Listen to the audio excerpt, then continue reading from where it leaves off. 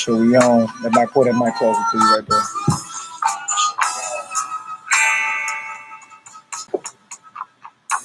That move, you got to move that around the way around it. Oh, that's cool right there. Ignore Manoa block. Cool.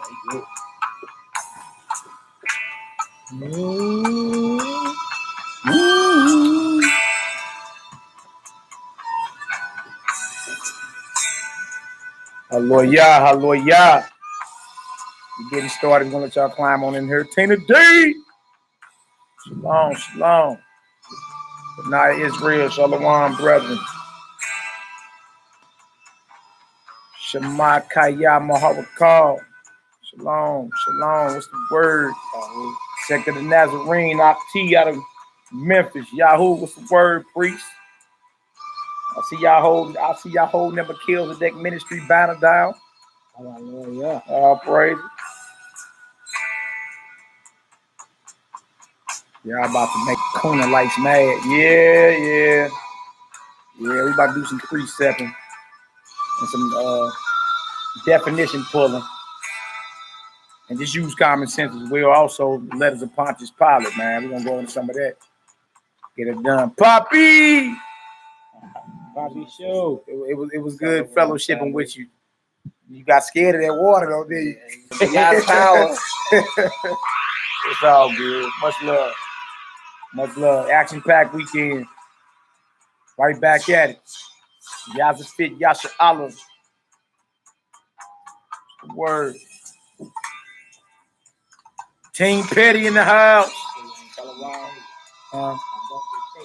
Oh, no. I guess we can't bump the table. Don't get excited. Oh, man. I don't know why you just set me up for failure, bro. I get to going. Fire. As I see.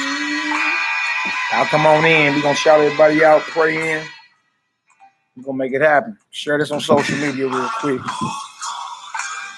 Hallelujah. Bumping some old school war. Shalom, Uncle Mally. Cool Man 8. Whoever that is, hey, shalom, nephew. I got a nephew out here called Cool Man 8, huh?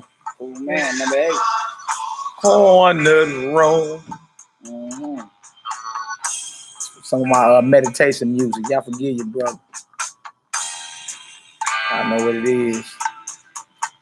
Amuna Batya. Kathor Ban Yasha Allah was good fellowshipping with you weekend, priest. Oh, good. Aaron Jacob, Shalom. Nuki in the building. Shalom. Ira Stevens. Y'all deep. Y'all climb on in here. Just real quick. Y'all see the topic, the history of Israelite strangers and heathens. Heathen. Sit on this side, bro. And the heathens. Well, I box you up too, right? Yeah, good. 12 tribes athletes. Shalom, Shalom. Yeah, man, we want to give a shout out to the brothers and sisters that came in this weekend. You did. Brothers and sisters that came on in. You know, it was a beautiful occasion. Kicked off the Pesach Feast of Unleavened Bread Friday night on the 19th. It was a beautiful occasion. Got up early the next morning, got everything ready down here at the headquarters, held a Feast of Unleavened Bread class. Right. Yeah. You feel me? And Unleavened Bread of Sincere Truth. More powerful. Got together with the brothers afterwards. They held a basketball tournament real quick. That was hilarious. A little grubbing after that, and then on the first day of the week, early in the morning, we met up at the headquarters. Went out to the Merrimack River. Did some water immersions. That was even more powerful. And we finally got a chance to get some rest. Well, I know I did. I know brothers kept going. I went and laid down for a few hours. So I missed some of the festivities yesterday, but I still ate my unleavened bread, brother. You dig? And then today, man, it's been with short leggers all day. They climbing all over me like a jungle gym, you dig? And I just finished dealing with them. Back at the headquarters, time to teach. So y'all see the topic. First and foremost, all praises, glory now to the Most High Yahweh, the owner, creator, and possessor of all things. Long live his anointed, Long live beloved the King. son, in the hearts and minds of the faithful elect. Your brother Malachi Maccabee. To my left, I got my beloved brother. Yakanai Eliezer. And Yahoo, my esteemed brethren. Got Aki on the camera. You Yeah. dig? And then we got one of our brothers that be on the comment board, Ventrius Long. I always call him Ventrius Long. I'll be butchering his name. Ventrius Long. The brother's in the flesh, right here live. He came up to the headquarters. So welcome, my brother. Our praises, all glory, all honor, man. But yeah, that's where we at. That's where we at. The lion ain't done yet. We got an artist. He should be coming up here detailing that deal in, coloring in a little taste. You see what's going on the back wall too. We got a little temple cutaways, Ark of the Covenant. You know, we working, man. Most High is definitely blessing. But we wanted to bring out a topic tonight that gets a lot of brothers caught up, a lot of sisters as well. You feel me? Sometimes you're a stranger in the scripture, and you may confuse that with a heathen, or you may confuse that with a manservant. You feel me? So we was going to go ahead and rightly divide the scriptures. You dig?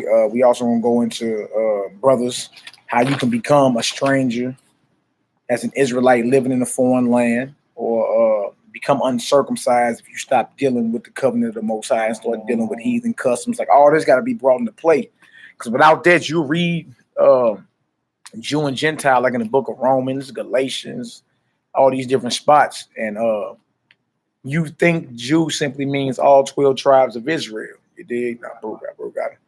Then Jew means all 12 tribes of Israel, and sometimes it actually means a Judean, somebody that's homeborn in Judea.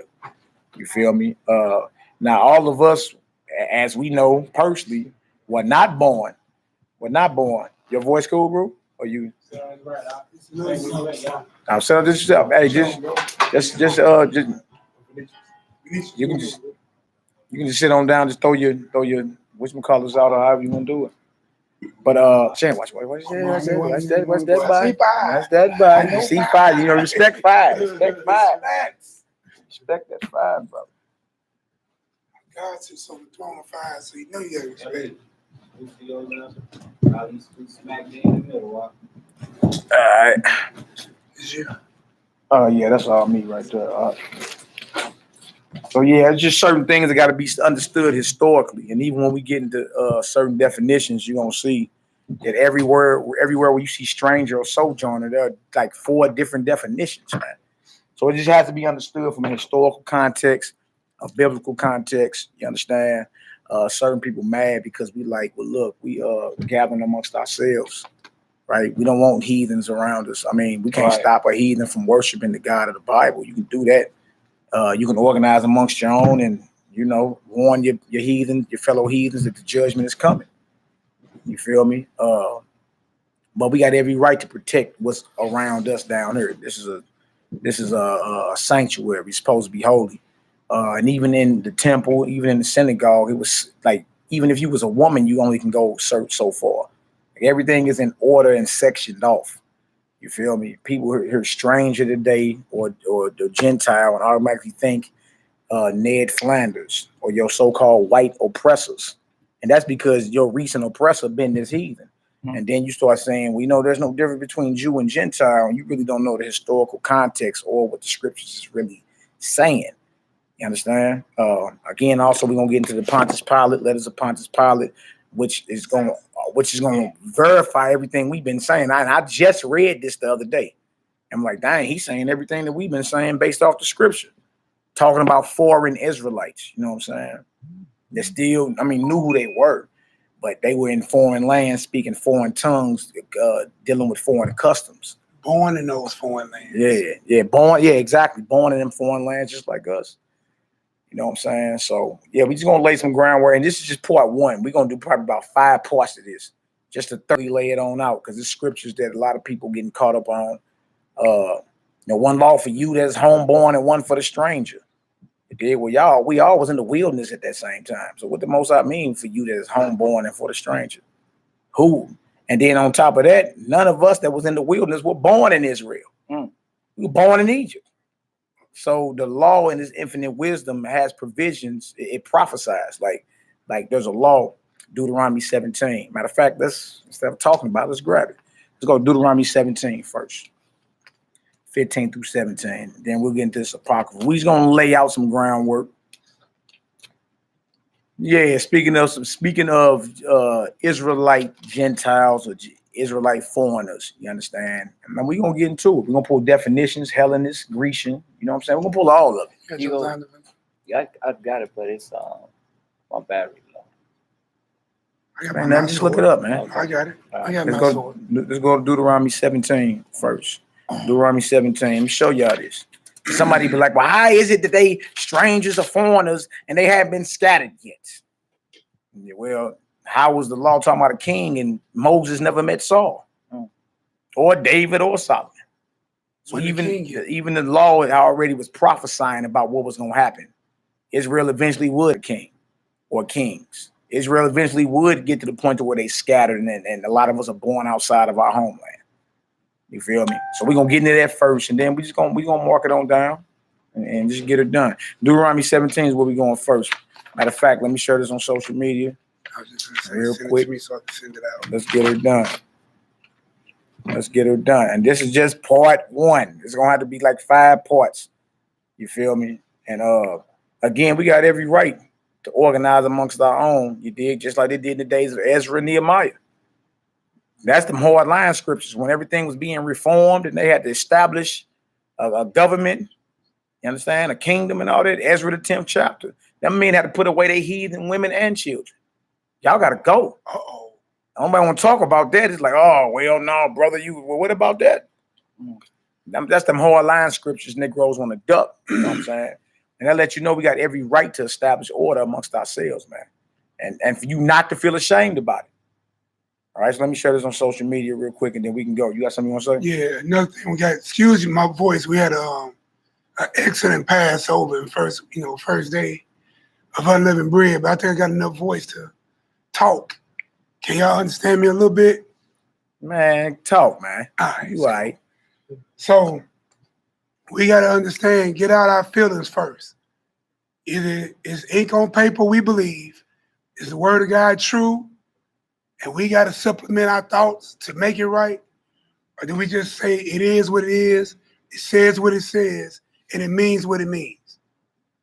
If we can agree with that with the Bible, we good. All right, this is going to hurt some feelings. You want to examine your house. It'll be all right. You see what I'm saying? I ain't going to always say it's going to be all right, man. I mean, it's true, but everybody ain't all right.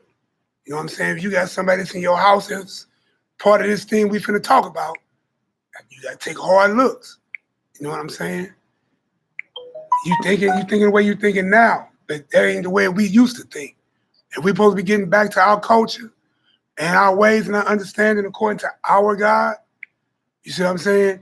Because we talk about everybody else talking about, as soon as you tell them about this, that, and the third, first thing they say, well, what about the white man?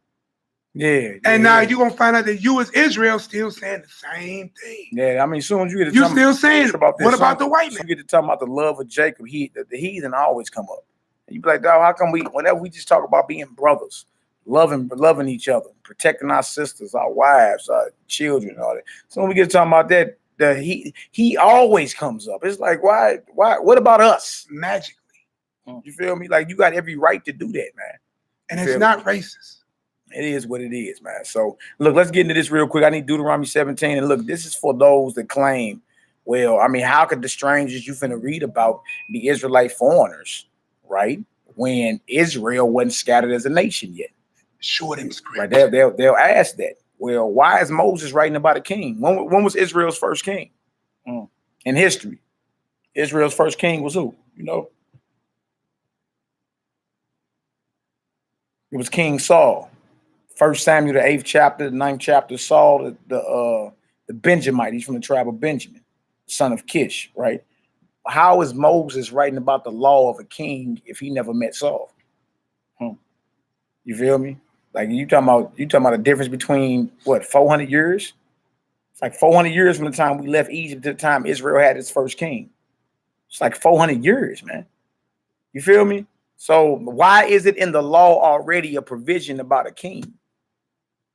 If Moses never met Saul, and what I'm showing is that even in the law there's prophecy in the law. There's already provisions. The Most High in his infinite wisdom knew we would ask for a king. In his infinite wisdom, he knew we would be scattered and born out in strange lands and figure out who we were and start seeking Zion. He already knew that. You know what I'm saying? And see, that's the type of stuff people don't want to deal with, right? They don't really deal with that because it's going to hurt some feelings. But it is what it is, man. If you stand on the Bible, you're going to be what people call a revolutionary, right? If you're looking for ways to appease both sides, you know what I'm saying, then you're just going to be a tap dancer. And that ain't how the prophets roll. That ain't how the disciples roll, none of it. So I just wanted to read that real quick. Deuteronomy 17, just real quick, 15 through 17. Let's read that. Thou shalt in any wise set him king over thee,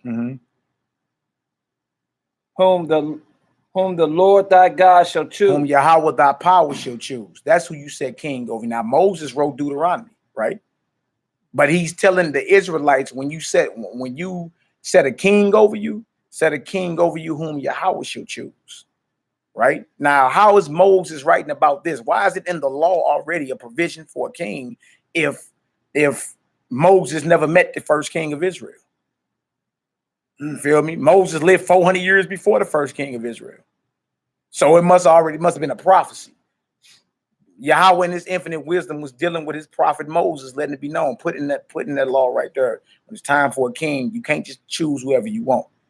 All right, go ahead, Doc. Let's get it. One from among thy brethren. One from among who? Thy brethren. Thy brethren. That means he got to be an Israelite.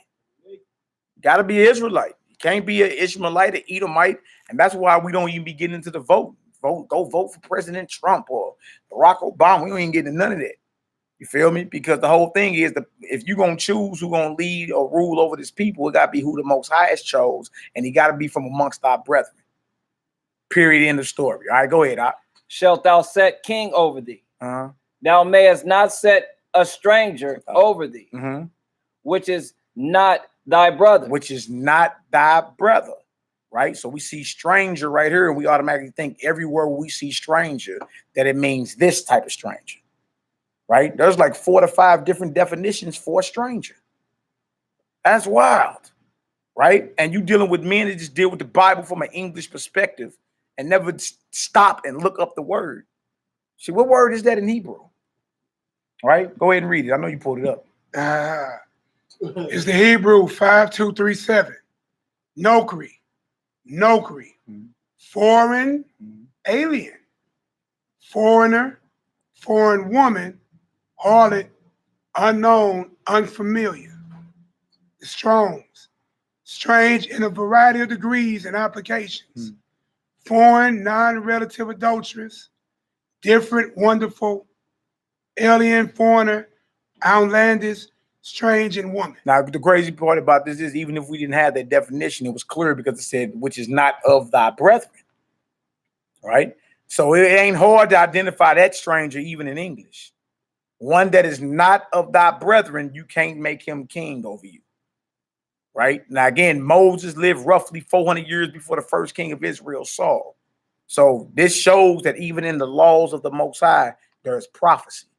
Eventually, Israel would ask for a king. Because if you read 1 Samuel, the 8th chapter, when Israel told Samuel, like, we want a king because your sons are evil. Give us a king to rule over us like all the other nations. And Samuel was grieved. Most High said, don't be grieved. They ain't rejected you, they rejected me. All right, well, I'm going to get him a king. You see? But it was already in the law about a king. It was already in there. See? Is that understood so far? Everybody understand that? What about the comment board? If y'all understand that so far, throw a 7 up in the chat. Throw a 7 up in the chat. We're going to take our time with this thing. We're going to take our time with this thing. You're going to notice there's a difference between that stranger and when Israelites are called stranger, even in the Hebrew. Even in the Hebrew. You feel me? All right, so everybody understand that so far. It's a great deal. All praises, glory, and honor. The law prophesies, right? Again, it would have to be a prophecy, right? Now let's keep reading because it's going to be this prophecy here, this law here is about a specific king that we talking about. Go ahead, Op. But he shall not multiply horses to himself, nor cause the people to return to Egypt, to the end that he should multiply horses. For as so much as the Most High has said unto you, ye shall henceforth return no more that way. Neither shall he multiply wives to himself. Yeah, when you look the word multiply up in that verse, it's gonna say rabbah in Hebrew. It don't mean a man can have more than one woman or a king can't, because all them kings had more than one wife. It just means you wasn't supposed to have too many of them. All right, so in the history of Israel, what king had too many women?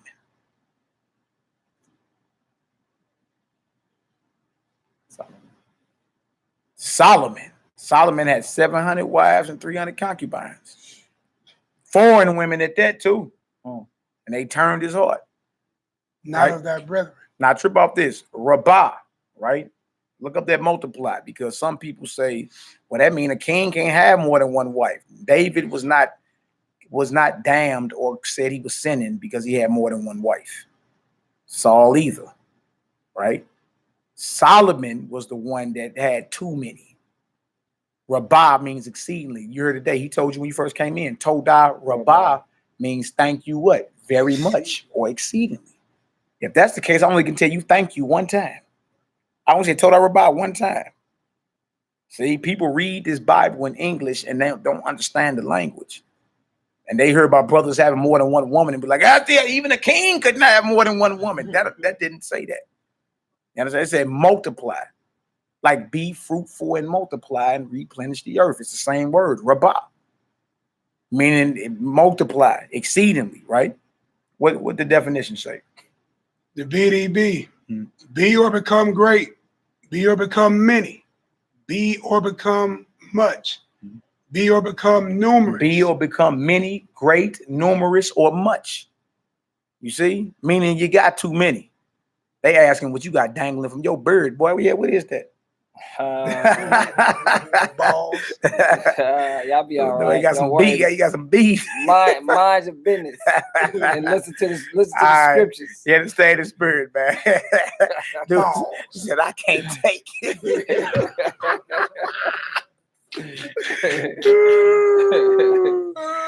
Israel, boy.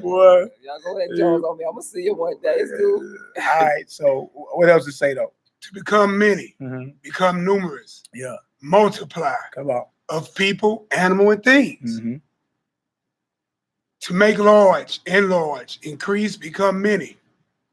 To make much, make many. That's basically have many. That's basically what we're saying. Meaning you got too many of them, right? Not meaning a king can have more than one, because that means David would have been a sinner for having more than one.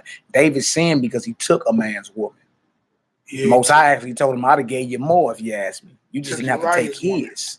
But all you gotta do is go back up to verse 16 and it says, but he shall not multiply horses to himself. So does that mean he can only have one horse? Exactly. Ooh. Or one shekel of gold. You know what I'm saying? Once you really get into it and just put your common sense to it, you be like, oh, okay, that's what it's saying. You see what I'm saying? But the whole point of us going here was to show that in the law there's prophecy about things that would unfold in Israel. The same with him that is homeborn in the land and him that is a stranger born outside the land. Because all of us, like, are we Israelites? Wasn't none of us born in Israel. Right. You feel me? The whole multitude that came out of Egypt, none of them was born in Israel. So they weren't homeborn. So we dealing with prophecy. We dealing with the law that understood that there will be homeborn Israelites and there will be Israelites born outside of Israel that would travel home for high holy days or something like that. You understand? So that's why I wanted to go there. Was you done with verse 17? No.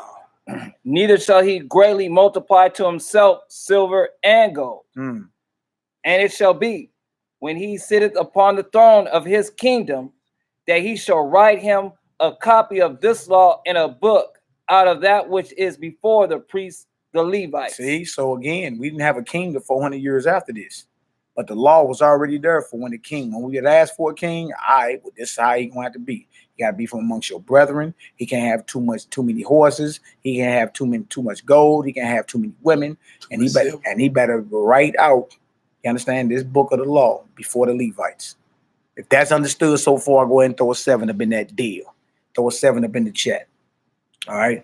After this, we about to go into when Israel, whether they Southern Kingdom Israelites or Northern Kingdom Israelites, start becoming heathens. Oh. 1 minute. And then we're gonna get into this letters of Pontius Pilate that he wrote himself, right? Written during his governorship of Judea to his friend Seneca in Rome. The man that crucified the Messiah, Pilate, well, this book full of his letters.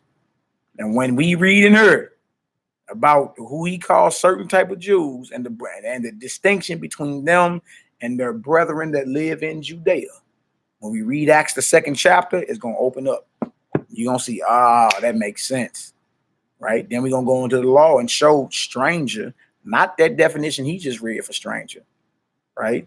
A total different definition, right? And that applies to the Israelites. Oh, wait.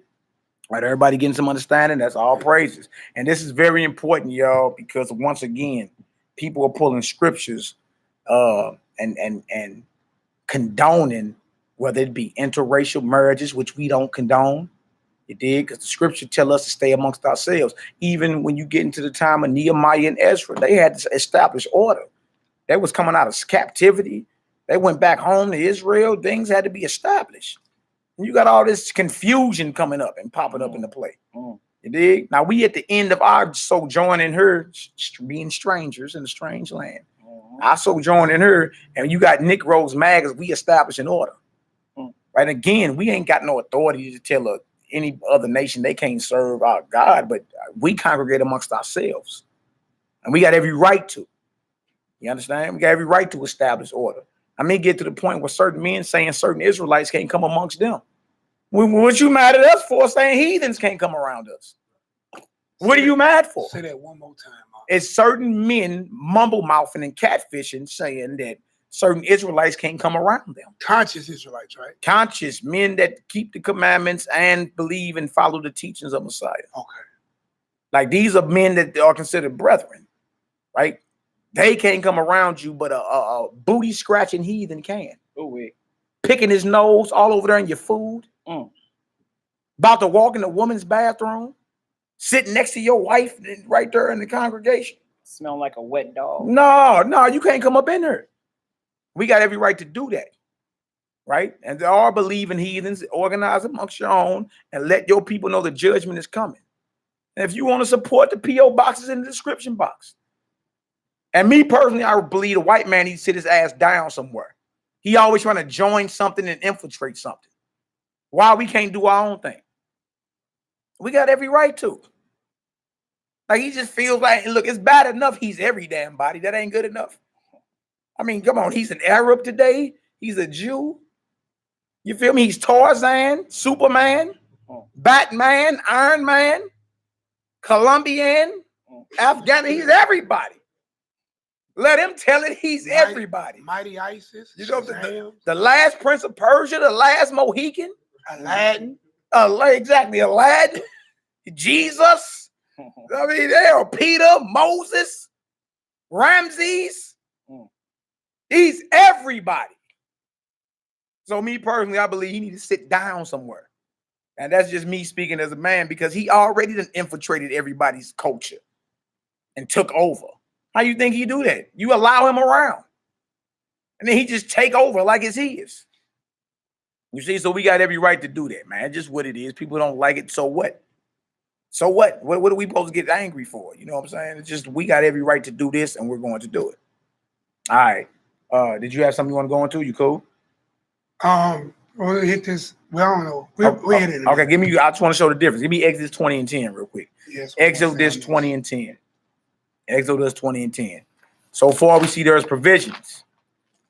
What you say, Mahal? The white man. White.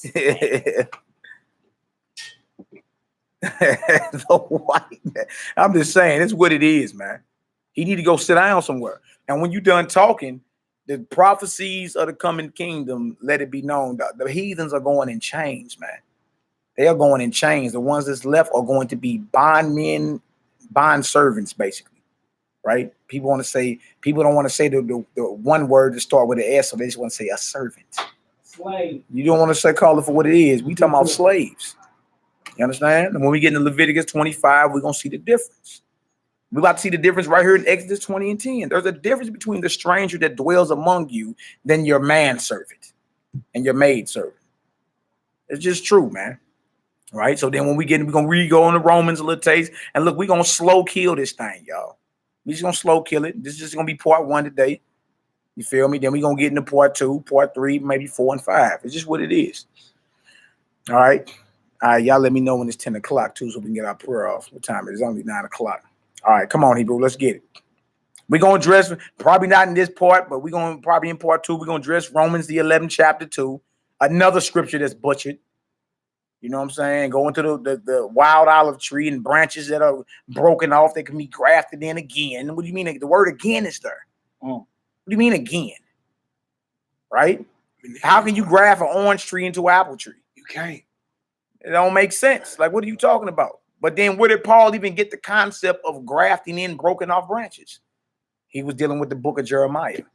Paul didn't just make this up out of his own mind. That's already, it was already concept in Israel, man. And as we read slowly, we're going to see what it is. Exodus chapter 20, verse 10.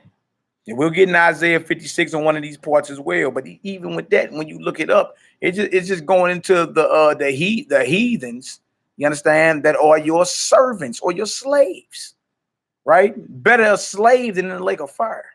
I mean, that's it. That's it. Better a slave than in the lake of fire. You dig? Because a lot of us ain't going to make it. A lot of our people are going to miss the mark. So you rather be a heathen slave, you dig, that made it, than an Israelite that made it to the lake of fire. I mean, keep it simple. It ain't even that hard. And the Most High bless you, Solomon McFadden. We'll get in Isaiah 56 on one of these parts. We're going to slow kill this thing, though, y'all. You got to with a topic like this. Please have pen and paper. Yeah, Deuteronomy 20 and 10. It was good chopping it up with you, Solomon McFadden. You and your family. That's right. That's right. You and your family this weekend, brother. And y'all be blessed beyond measure. Excellent, right, brother, man. Willing to help, jumped right in, asked no questions. Him and his son. Exodus 20 and 10. Let's get it. But the 7th day is a Shabbat of your master thy Elohim. In it thou shalt not do any work, thou, nor thy son, nor thy daughter, thy manservant. Hold on, thy who? Thy manservant. Please look that definition up for me. Now we dealing with the Shabbat, right? Now you as a family, now remember, we writing this in Exodus. We ain't even made it to Israel yet. We ain't even established and set up in our kingdom, right? We just left slavery ourselves, right? So what men servants and maid servants and strangers we got dwelling amongst us? See, it's prophecy in the law, right? We read this thing so fast, you understand? And we got to act like we got to really slow down, start pulling these definitions up. What is a manservant? What does it say? Manservant. Ebed. Or Obed. Where you get Obadiah from. Servant or slave of Yah. Obed, the father of Jesse, the father of David. Obed means servant or slave, right? Now, you got Paul in the New Testament saying, I'm a bondservant to the Messiah. He owns me. Obed. Right? Obed or Obadiah, you saying that Yah owns you. Okay? Now, a manservant is Obed. Now, what's the definition? Slave, who? A slave, comma, servant, then a servant, comma. That's the same thing. It's a slave. There's a difference between your manservant and the stranger that sojourns amongst you. That's what I'm saying. Do y'all understand that so far? Read it. Go ahead and read it on out there. Manservant, subjects, servants, worshipers of God, servant, in special sense as prophets, Levites, etc. No doubt. Those are the Lord. Servant of Israel, servant as a form of address between equals. Strong's definition: bondage, a servant, bondman, bondservant, manservant. Read that again. Exodus 20 and 10. What does it say? But the 7th day is the Shabbat of the Lord thy God. In it thou shalt not do any work, thou nor thy son, nor thy daughter, thy manservant, nor thy maidservant. That's a female slave. Go ahead. Nor thy cattle, nor thy stranger that is within thy gate. Now look the stranger up. What's the stranger? Write this down. If somebody type it in the room. H1616. Gar here. What's it? Let's say Gar. Gar. Sojourner. A who? Sojourner. A temporary inhabitant. A temporary inhabitant. That's somebody that either you done hired to work for you, that's a foreigner, or that's a brother of yours that fell poor and you had to strengthen them up. You feel me? Or that's a brother and his family traveling to Israel for the feast days that don't live in Israel, but travel to Israel or Jerusalem so they can keep the feast. Just like that's not a slave. The stranger is not a slave. Your slaves were bought with money. And you got brothers and heathens up in the feast days and all that. Ain't none of y'all bought these heathens. Ain't none of y'all bought or purchased them as slaves. Ain't no power of attorney papers been handed over. Ain't nothing on record or recorded deeds. What you mean? So there's a difference between the manservant and the stranger, the temporary inhabitant that dwells among you. If that's understood, do y'all understand that? Are we making any of this up? No. Is the word for manservant and stranger two different words? Two different words. They're two different words. If y'all understand that so far, please put a 7 up in the chat. We're going to slow roll it. We're not going to tap dance. We're not going to play around. We're going to slow roll this whole thing. So y'all can get the understanding. Manservant is H5650. Maidservant H519. Stranger H1616. And notice, it wasn't the same stranger in Deuteronomy.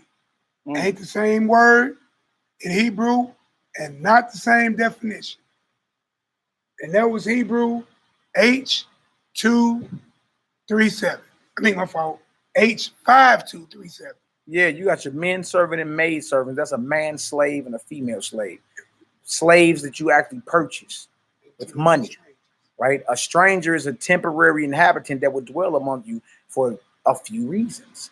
Either he's a brethren and his family that would travel to Jerusalem because they were born outside Jerusalem but knew they were Israelites, and they would travel to Jerusalem to keep the high holy days.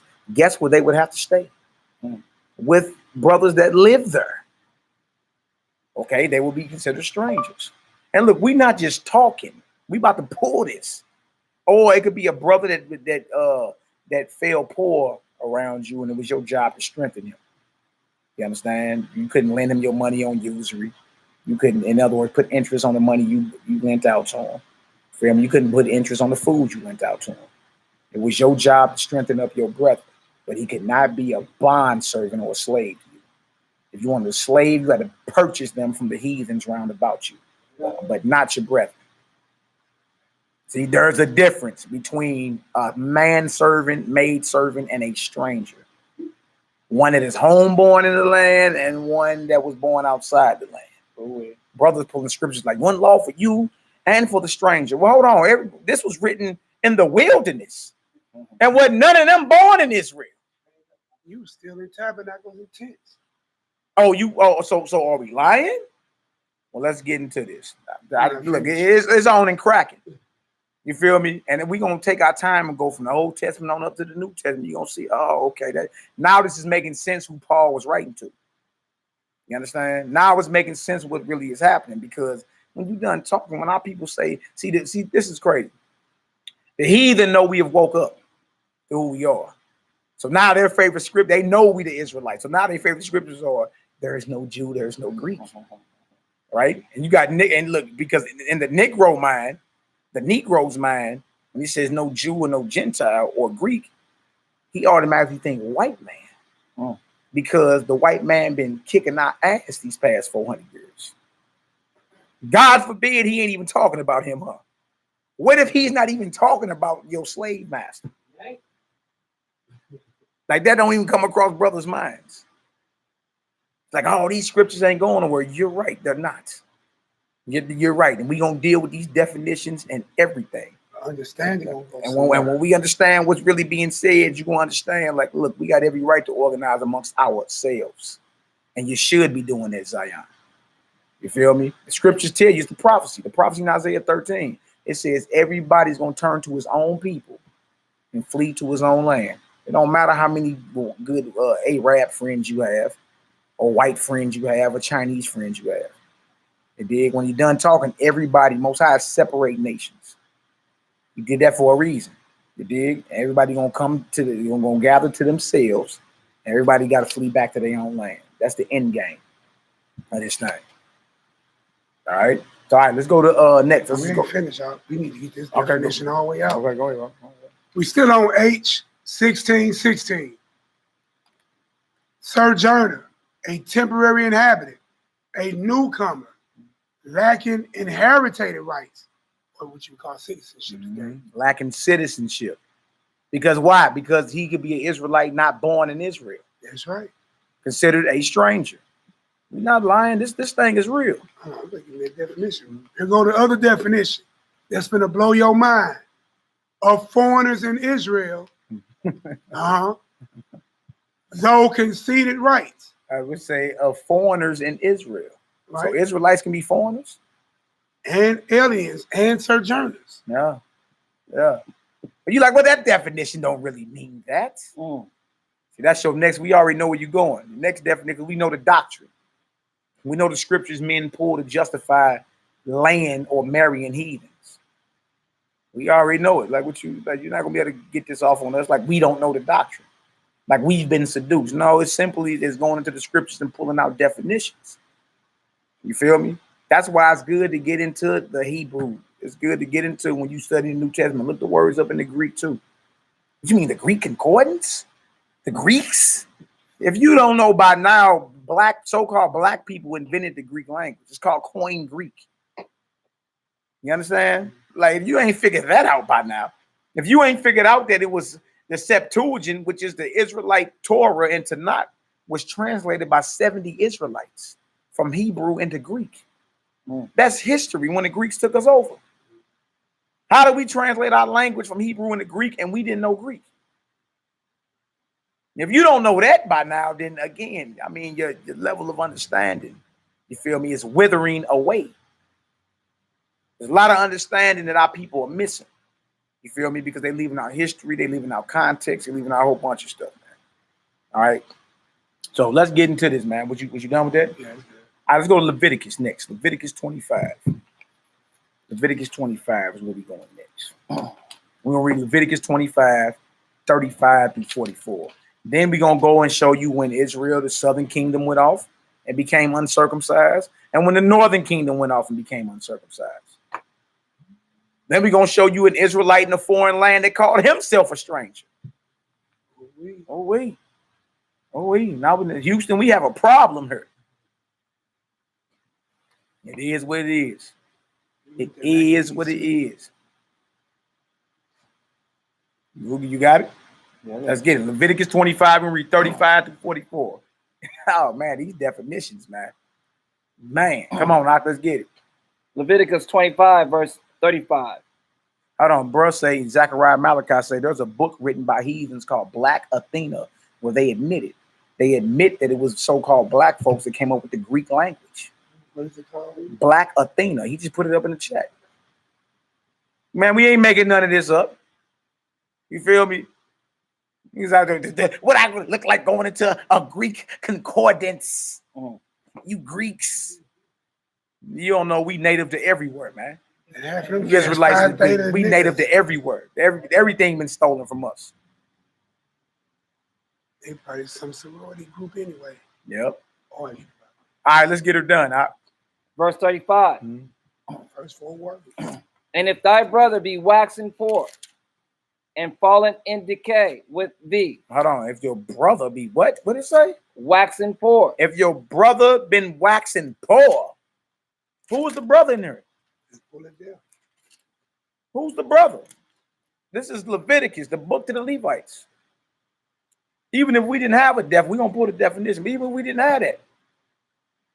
We read in Deuteronomy 17, you know, the king got to be from amongst your brethren. not of thy people, right? We had read that. So even if we didn't have this definition, basic common sense will let you know the brother would have to be an Israelite. Would have to be, right? But for y'all's sake, we're going to read the definition. This is about a brother that has turned or waxen poor. Now, always remember this too. We are still in the wilderness at this point. Walking in circles for 40 years. We ain't even made it into the land and conquered nothing and got our lands of our proper lands of inheritance. For this to even play out yet.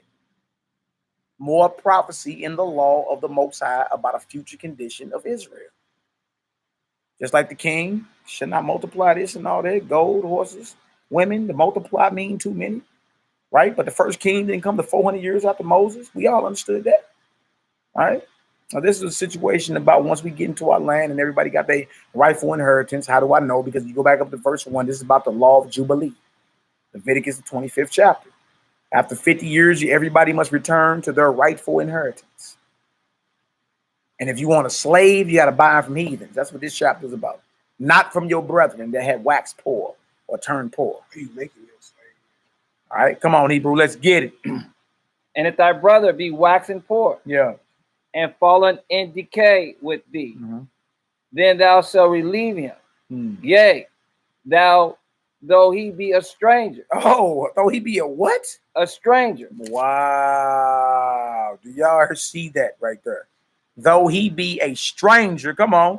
Or a sojourner, that he may live with thee. That right there say your brother, an Israelite, can be considered a stranger. Or a sojourner. Do y'all see that? Wow. On the comment board, do y'all see that? If y'all look, if somebody go, well, how can an Israelite be a stranger? That's the next look. We know exactly where you're going with this thing because we know the doctrine. That's what you're going to ask. Well, how can an Israelite be considered a stranger? No, y'all done heard that before. I know you done heard that before. How can an Israelite be a stranger? And at this time, we just come out of Egypt, so they ain't talking about none of them. They can't be talking about none of them. Showing you there's prophecy in the law about brothers waxing poor. You understand? Brothers, you know what I'm saying, living outside of Israel. All type of different situations, right? Just like with the king, the prophecy of Solomon in Deuteronomy 17 chapter. Oh, wait. Can you please read that again? And he's going to pull the definition. Read that one more time. And if thy brother be waxing poor, yeah, and fallen in decay with thee, then thou shalt relieve him. Yea, though he be a stranger or a sojourner, that he may live with thee. Yeah, I see that. Okay, so an Israelite brother can be considered a stranger according to the law. And the law is prophesying about a brother waxing poor, and your job is to strengthen him or relieve him, even though he's a stranger. Oh, wait. Now, you want to pull these definitions, brother? Brother. Ak. Now, y'all always say Ak. Hey, Shalom, Ak. Y'all be talking about heathens when you say Ak? No, you don't. Ak is H251. H251 means brother. Brother of same parents. Brother of who? Same parents. This is talking about Israelites. I don't even know how you can get that from anything else. Of same parents. Come on. A stranger is a brother. I know. Yeah. Which is half brother, same father. This stranger is a relative, kinship, same tribe. Do y'all hear that? So you can be of the same tribe and still be considered a stranger? A relative and still be considered a stranger? A kinsman and still be considered a stranger? Uh-oh, is it starting to open? Brother that just got the same father but different mamas and still be considered a stranger. Or the same parents. Or the same parents. Wow. Really? Really? Okay. Even as it says in E, it says figuratively, it still says a resemblance. So even if you're figuratively talking about it, just playing with it, it's still of the same resemblance. You can't get that with Esau like that, or these other nations like that. Still. Brother, used in the widest sense of literal relationship and metaphorically in affinity or resemblance. So even metaphor, still resemblance, widest sense, literal relationship. Yeah, brother. All right, go to the next definition. So this is a brother, right? Kinsman, relative, half brother, same parents, or however you want to play it, brother. I think we need a Right. 7 out of that. Say what? I think we need to get a 7, make sure they understand. Okay. Well, y'all give Nehemiah. I want y'all to put a 7 up in there. Make sure y'all understand the definition of brother. Go to the next one. Is stranger again? Stranger. Yeah, it's stranger. Stranger again. What definition is that, brother? H16:16. There go that stranger. Same again. one in Exodus. Gar or Ger that we read about. Same one in Exodus 20 and 10. And which says brother. Well, read it. Just read it. Sojourner. Temporary inhabitant. So your brother could be a temporary inhabitant of the same mother, father, or tribe. Could be a newcomer lacking inheriting rights. Because he don't have citizenship because he wasn't born in the land. He was born outside the land. But he's still family. Can I put it in layman's terms? No. You can't get food stamps in Missouri and then move to Milwaukee and think you can get food stamps. First thing they're gonna ask you, did you get food stamps in another state? Because you don't have rights in this state until you abandon the rights of that state. Make sense? All right. Of foreigners in Israel. Hey, Jeremiah, please say the Yah. Holla at my heart call, bro. We gonna bring you through. You all good. We already didn't discuss thou. Just come on with it.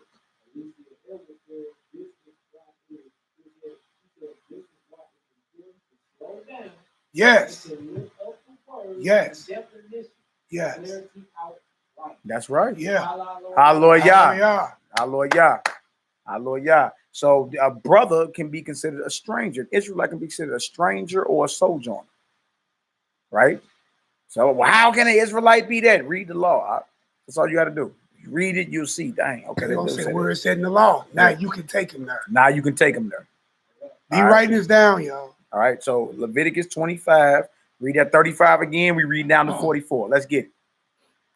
And if thy brother be waxen poor and fallen in decay with thee, then thou shalt relieve him, yea, though he be a stranger or a sojourner, that he may live with thee.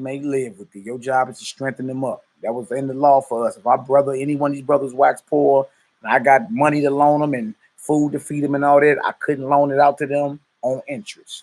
My job was to strengthen him up because he's a brother. All right? Even though he's considered a stranger. Come on, let's get it. So it makes sense when it says the stranger within thy gates. Yeah.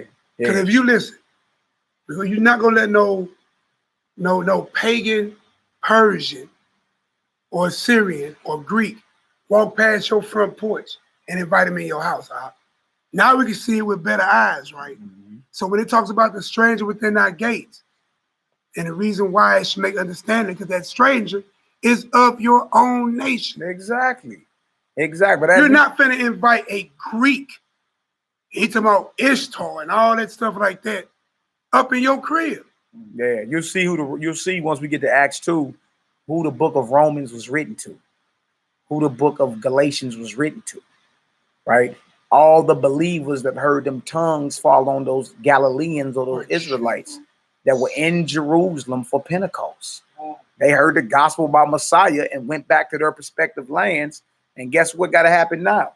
Letters got to go out to them on how they're supposed to conduct themselves as believers.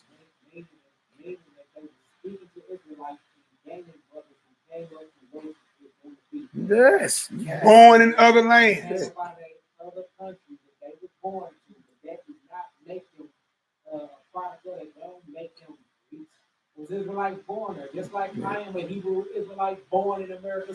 Absolutely. Yeah. Absolutely. Just now learning our tongue back. And look, and hopefully next feast day we gonna be where? Yeah. Jerusalem, keeping the feast. As strangers. And you would be a stranger. And sleeping among the brothers The brothers that lived there. That's right. So now it makes sense now. Yeah. Now you can read Paul's letters and not be nervous. You're like, dang, what's he talking about? They're gonna shake it like a You know what I'm strip. saying? I gotta go sit with the client. I gotta let the KKK David Duke in here, huh? No. This ain't what this is talking about. All right, come on, let's get it. Verse 36. Take thou no usury of him, or increase, but fear thy Elohim, that thy brother may live with thee. Thou shalt not give him thy money upon usury. Upon increase or usury, right? Go ahead. Nor lend him thy victuals for increase. I am your master. No, Sean Chaney, I don't study first century church fathers like Marcion and them. The hell with all them. I study the Bible. So if that's what you want to hang on to, hey, this is not the place for thou. Get to stepping. We study the Bible, not first century church father heathens that were compromised, such as Marcion. All right, we study what's in the scripture. All right, let's roll. I am the master, your power, which brought you forth out of the land of Mizraim to give you the land of Canaan and to be your Elohim. Come on. And if thy brother. If thy who? And if thy brother. Yeah. That dwelleth by thee be waxen poor. There you go again. Go ahead. And be sold unto thee. Thou shalt not compel him to serve as a bondservant. Now you understand. Right? That makes sense. Feel me? Like, I ain't waxing poor. You basically got to take him in. He should not serve you as a slave. It's the difference between a heathen and a stranger that sojourneth with you. There's a big difference, man. Can I see something? Of course, bro. Of course. Also, y'all notice this. This is true brotherhood. So your brother had waxed poor, right? But you purchase your brother back, but you don't work him as a slave. That's right. You see what I'm saying? He just give you back what you had basically broke off to set him free. You see what I'm saying? You my brother. I'm not finna run you like Israel, not man serving, maid serving, and bond servant. You know what I'm saying? And bond woman, bond man to their own tribes. Straight up. It is what it is. All right, come on, April, let's get it. Leviticus 25, verse 40. But as an hired servant and as a sojourner, he shall be with thee. As a hired servant, or what they call in America, an indentured servant. You know what I'm saying? And the indentured servant was not us. We were bondmen. Bondwomen. We was in bondage. It's different. You understand? An indentured servant would have been a heathen, another heathen, but he didn't have the same status as the slave master. But he wasn't treated like us. Total difference. All right, go ahead. And as a sojourner, he shall be with thee, and shall serve thee unto the year of Jubilee. Jubilee is that 50-year release. You know what I'm saying? The cycles of 50. There's a book called Jubilees too, but it's cycles of 50. Let me see that pen over there. Go ahead, Hebrew. And then shall he depart from thee, both he and his children with him. He and his children get to go, because he's a brethren. And he's right? Come on, Doc. And shall return unto his own family, and unto the possession of his fathers shall he return. Possession of his fathers, right? We all got a possession in Israel. All right, what verse you in? 42. Come on. Come on out. For they are my servants, which I brought forth out of the land of Egypt. Yeah. They shall not be sold as bondmen. Do y'all hear that? We serve the Most High, right? Dealing with each other, we should not be sold as bondmen to each other. Right, to each other. We're not supposed to be doing that. Total difference than the stranger that's sojourning with you and a man servant. Yaki, you got something out?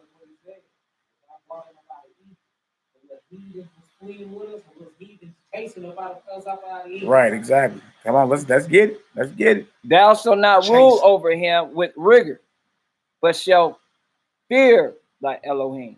Yeah, so we can't work him hard. We're not to work each other hard. And the crazy part about it is We actually started breaking this law right before the Babylonians took us down. We was oppressing one another and all that, man. You dig? We actually was acting worse than some of these heathens. Yeah, oppressing one another and all that. To the year of Jubilee, supposed to be the year of release. You done released your brothers and then went and hunted them down. Oh, and made them come back. That's in the book of Jeremiah. Violating the law. All right, go ahead, Doc. May the Most High bless you, Lanita Miller, Solomon McFadden, and everybody else, man, for your generous prayers and your generous donations. Hallelujah. All right, come on, Doc. Verse 44. Both thy bondmen and thy bondmaids, which thou shalt have, shall be of the heathen. Shall be of the who? Of the heathen. The heathen, come on. That are round about you. Of them shall you buy bondmen and bondmaids. That's it for that. Is that clear? Huh? Your brother can be considered a stranger to dwell amongst you because he didn't fell on hard times. You can't lend your money out to him on usury, right? Your food to him on usury. You can't work him with rigor, which means you can't work him as a slave. You should treat him as a hired servant, right? If you want you some bondmen and bondwomen, you got to go buy them from who? The heathens. And it shall be of thee. Is that clear? If that's clear cut, please put a 9 up in the chat. If that's clear cut, put a 9. And we're not making this up. We just read Israelites can be considered strangers dwelling among you. And that was just one example on how. All right. Next scripture we're going to go to, if you want to look up the definition of heathen, you can. Next scripture we're going to go to is Exodus 2, 21 through 22. They say it's 9. It's clear. It's clear. Clear. All praises, Glenn. Y'all, this is just part 1. We probably got, I was going to say 5 parts. We probably got about a 10-part series on this. Because there's so much deception. There's so much winging. A lot of this, we're going to start calling certain of these Negroes the circus. What did the circus talk about today? Because it's a show, man. It's a show. And you start seeing, okay, I start seeing why certain people are talking down on the Hebrew language and learning the Greek language. I can see why certain men are talking down on us establishing order and not allowing no heathens around us. I can see why that's a problem. The only person that got a problem with order are those that's out of order. And you don't want to take the hard line stance and establish. You don't want to lose that money. You just like church. Yeah. You don't want to establish what it is. All right. All right. Look, let's keep it real, man. Thou shalt have slaves, but they shall be of the heathen. Heathen is H1, 4, 7. Again, H1, 4, 7. Definition 1, nation or people. A, nation, people, wait for it, usually of non-Hebrew people. Wow. Wow. Right? Of descendants of Abraham or of Israel, of swarms of locusts or other animals, goyim, nations. Those are called locusts and animals. And then you got Daniel that had the division of all the nations outside of Israel, and they were compared to beasts, animals. That's just what it is. You want to finish it off? A foreign nation. There you go, a foreign nation. Hence a Gentile. A troop of animals. Or a flight of locusts. Gentile, heathen, nation people. Yeah. All right, let's go to Exodus 2, 21 through 22. Now, this is an example. We got one example so far of a brother being called a stranger. He done wax poor, and the brother got to take care of him and build him back up. That was what we just went over in Leviticus 25. There's a difference between him and the bondman or bondwoman that you got to buy from heathens, non-Hebrews, right? Of those people, you understand, you buying those people, you purchase them. It's like, I mean, you know, slave auctions. They had those, right? Other nations still practice this thing. They go into the Bible and use it against us. Ain't that something? They using our laws against us because we turned against our power. All right. All right. So I need Exodus 2. This is another example on how Israelite can be considered a stranger. Exodus 2, 21 and 22. And Moses was content to dwell with the man. And he gave Moses Zipporah, his daughter. And she bare him a son, and called his name Gershom. For he said, I have been a stranger. I have been a what? I have been a stranger in a strange land. Now, was Moses a Midianite? Moses was a what? From what tribe? Tribe of Levi. Right? Now, because he was living in a foreign land, he was considered a stranger.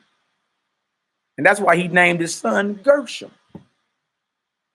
Can you look that stranger up for us? I wonder what definition is this?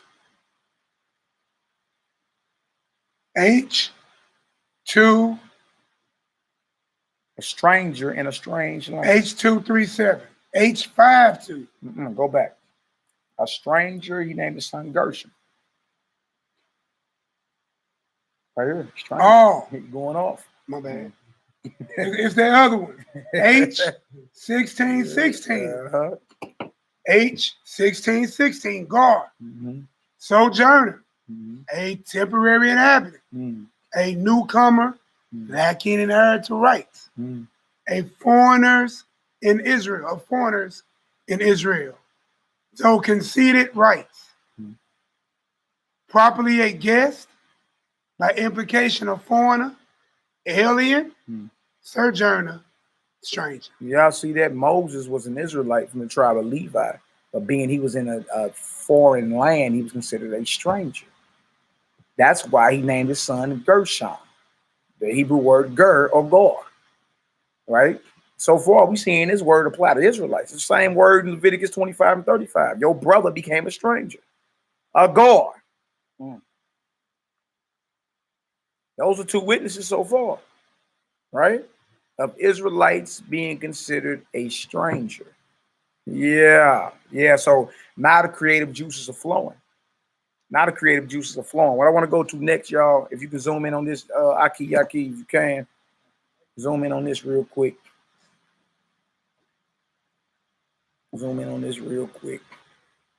This right here.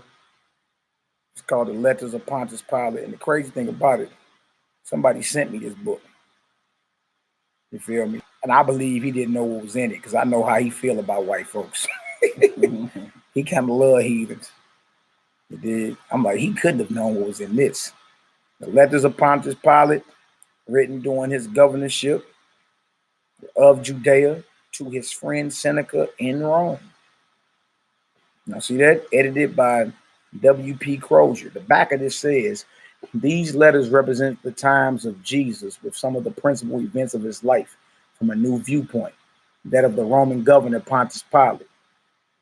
History has pictured Pilate as in some respects a good governor, anxious to serve his imperial master faithfully, and even so far as possible to conciliate those who were placed in his care. In these letters, Pilate described the events of his governorship, his impressions, his policies, his difficulties in dealing with the Jews. And then they go into the Messiah being a problem to the establishment as well. All right. So it is what it is. Now on page, I found something interesting because I was looking up this right before we did the political assassination of the revolutionary Messiah, right? So I was reading it. I flipped right to the chapter that said "Arrest of Jesus," page 161. All right. Now this was amazing to me. So I did not expect to find this. So if you can, y'all can read everything, read this whole thing from here. It's underlined all the way down to where I stopped underlining right there. If you can, brother. Page 161. Page 161, arrest of Yahushua. Judah Moshe got this deal. He already know. He ordered it. It came the next day. You know what I'm saying? That deal was like $13. All right. So look, let's get this. You know, I'm sure I have told you this before, that when the Passover is finished, and a large part of the foreign Jews. The what Jews? And a large part of the foreign Jews. A large part of the foreign Jews. Go ahead. Troop back to the coast on their way home. Troop back to the coast on their way where? Home. So that means they live outside of Jerusalem. They live out. That means they live outside of Jerusalem. Y'all see that? He's saying this is Pilate. He talking to his friend in Rome about foreign Jews after they are leaving Passover on their way back home outside of Israel. Go ahead. I hold games in Caesarea for several days. It is a relaxation for me as well as for them. And it is good for trade. Do you ask whether they come to my games?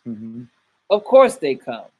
They are not Pharisees. They are not Pharisees. So these foreign Jews are not Pharisees, right? These are men that were born in lands outside of Israel that would come to Israel for feast days. They're considered foreigners. You see? So not just because you a brother that waxed poor and a brother got to strengthen you up, or you just so happen to find yourself in a strange land and call yourself a stranger. But even if you are a conscious Israelite, involved in customs of any strange land because you was born there, whenever you came back to Jerusalem for the high holy days, you were considered foreign. Now, on your way back to whatever spot you came from, Pilate would host games, you know, the little Roman games where you got all your gladiator sports and all that, right? And he was like, so he asked, his friend would ask, well, do the Jews come to your games? He said, of course they come. They're not Pharisees, right? So showing you that even though they come to Israel for the feast, they still got different doctrines and understanding. They still keeping the feast. They got different languages. They got different customs. But guess what? They at least would still come back. Even though they were Greeks or whatever, they still would come back to Jerusalem for the high holy days. And it was showing you that they speak different and have different customs because the Pharisees wouldn't come to the game. Showing you that these foreign Jews are into what? Greek and Roman customs. Yeah, go ahead. See, check this out, y'all. And listen, you can't say we're making this up either. I'm going to tell you why. We spent 400 years, not 400, let me stand corrected. We was under hard bondage in Egypt. We came in as friends and free, 70 souls. And we multiplied. We was there in bondage for about, I forget if it's 216 or 261, according to the book of Jasher, right?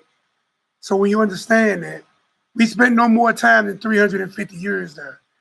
The reason why you have to be taken out of Egypt and re-taught Torah is because when you spend that much time in a foreign land, you speak and become as the people you are around. Look at the so-called Negro today. Everything he is American. That's you true. Keep their Christmas, you keep their Thanksgiving. Stop doing that. My fault. Yeah. You keep their Christmas, Thanksgiving, Halloween, everything that this country does, you do. So it makes more sense when we read Pontius Pilate saying, sure, they'll keep the games. They're not like their Pharisaic brothers who are Torah bound and strong. That's right. These guys are whim of anything that flows. But even with different doctrines, different languages, and different understandings, I want you to get this. We still kept feast and the laws together. Right. No way. 3 feasts we had to come and keep: Sukkot, Pentecost, and Pesach. So stop it with that. That man don't believe like I believe. I can't deal with him. That's why you Israelites are broken apart and we weak. Because these were other speakers. You wouldn't even understand what they were saying if they walked up to you. You can't even understand a Rastafarian half the time. Sure can't. And most of them believe in Jah. You know what I'm saying? And with that, Selassie stuff. But we can chop that up. Yeah. Come on, let's finish this up. I want to stay with the thought here. There's a major league thought. He just made a distinction between foreign Jews and Pharisees, Torah bound. Tore bound. right? Who was like, oh, hell no, we're not getting down with these Greeks. And that's showing you that these foreign Jews were into different customs. Totally different customs. All right. Just like Paul was a Pharisee, so you can understand, get a picture in your mind how hardcore Tory he was. Yeah. And when he called it an error of heresy, it was over your head. They are not Pharisees. They are Greek Jews. They are what kind of Jews? Greek Jews. There's no difference between the Jew and the Greek? Huh? See, a lot of heathens shook because we didn't came back into who we are. So now they like, oh, well, yeah, there's no difference between me and you. Stop it. Yes, it is. There's a difference between the Most High's chosen people and any other nation. Paul ain't telling you that the national boundaries have been erased just because you believe in the Messiah. If that's the case, why the hell you devils hang us and burn us all in the name of Christ? There is a difference. You understand? The point being that the people, the Greeks he was writing to were Israelite foreigners. They were foreign Jews. They were Greek Jews. What else? Cyrenian Jews. Asiatic Jews. And Asiatic Jews. Was it Chinese Jews? Dang. You got Israelites all in Asia, Greece. Cyrene is North Africa. That's in Libya. Remember Simon of Cyrene helped the Messiah carry his cross? But where was he at on Passover? In Jerusalem, because he was carrying the cross. Wow.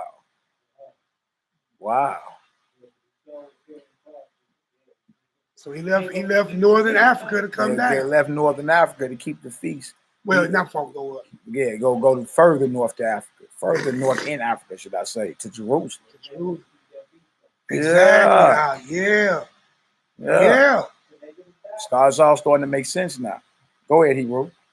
Merrier and humaner folk than their harsh Judaic brethren. Pontius Pilate knew the difference between foreign Israelites or Jews. Happy Passover. You understand? And their harsh Judean brothers. Wow. Wow. The stranger that dwells among you is not the bondman or slave that dwells with you. That's not the same thing. You feel me? And we just read out the scriptures and out of Pontius Pilate real quick and showed you.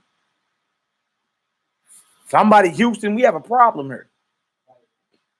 All right, let's go to Acts chapter 2. Well, he's going to Acts chapter 2. Peep this out.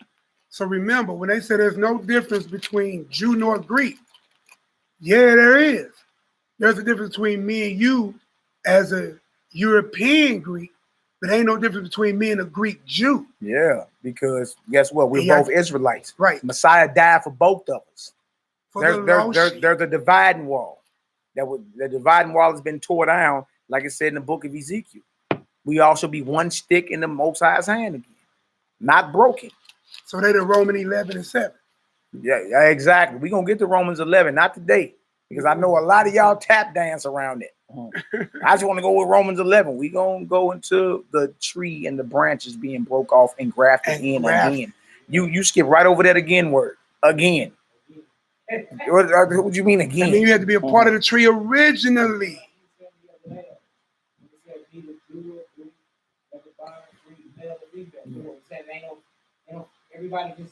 Everybody's androgynous now. What? This is man and woman.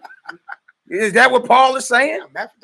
Stop it, man. Stop it, please. This is becoming too silly to where people gonna read the scriptures and start denying the New Testament. You got to bring the whole thing into play. Now, historically speaking, Pontius Pilate knew better. He even knew there were such things as foreign Jews that would come up to Israel for the feast days, and they were considered foreigners. And on their way back home, he would hold games for them. Because they will attend. And Seneca, his partner, was like, do they come to the game? Yeah, they more merrier or happier and more, he said, humaner, meaning they more into having more fun, basically. They're more like humankind, the rest of mankind. Then they're harsh Judean brothers. The brothers that live in Judea ain't going for it. Like, nah, we ain't doing none of that. But the foreign Jews, because they live in all these lands, they speak these tongues. All right? Can I ask something? What?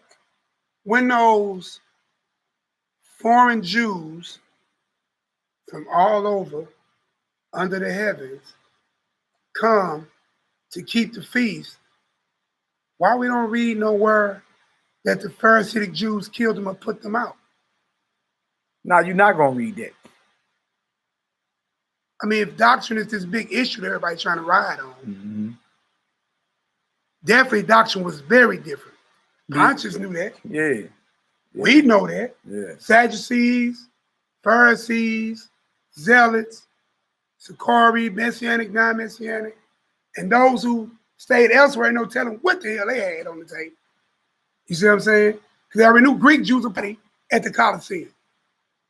But Pharisees wasn't killing them and wasn't denying them Passover or denying them from attending the feast or the temple. Wow.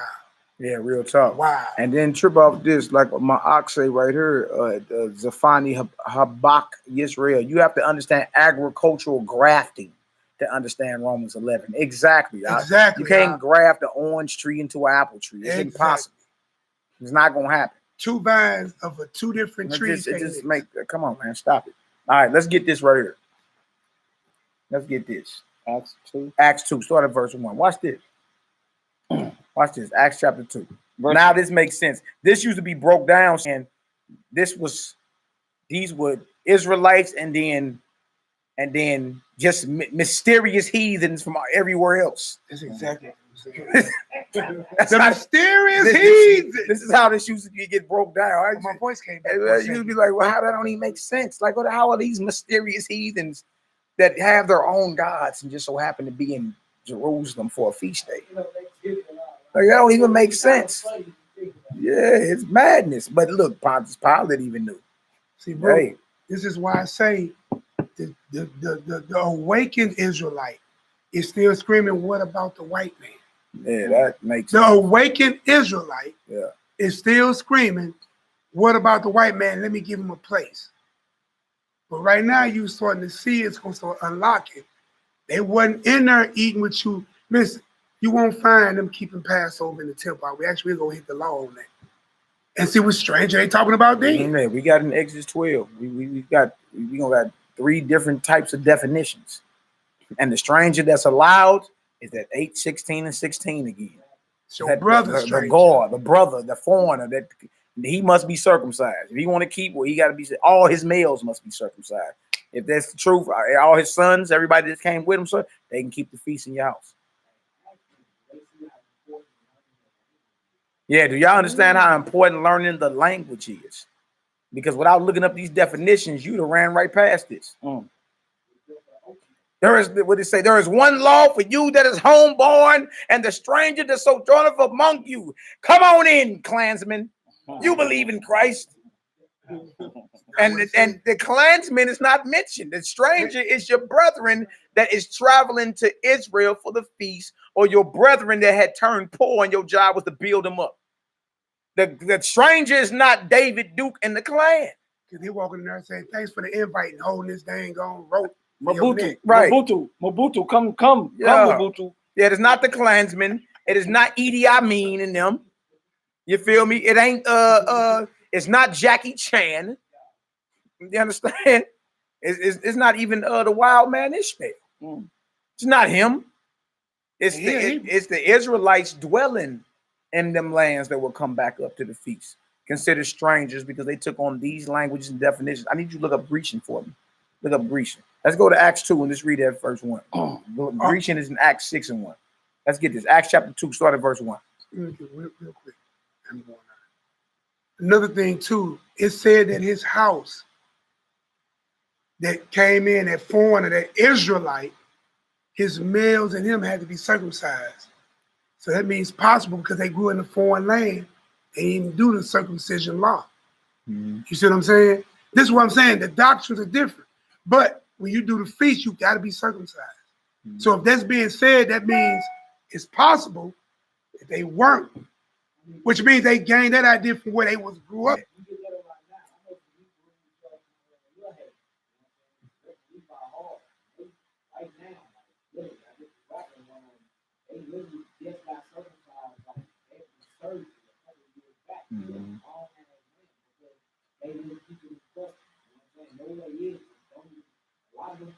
Levites over there, the nations over the land, only get you there.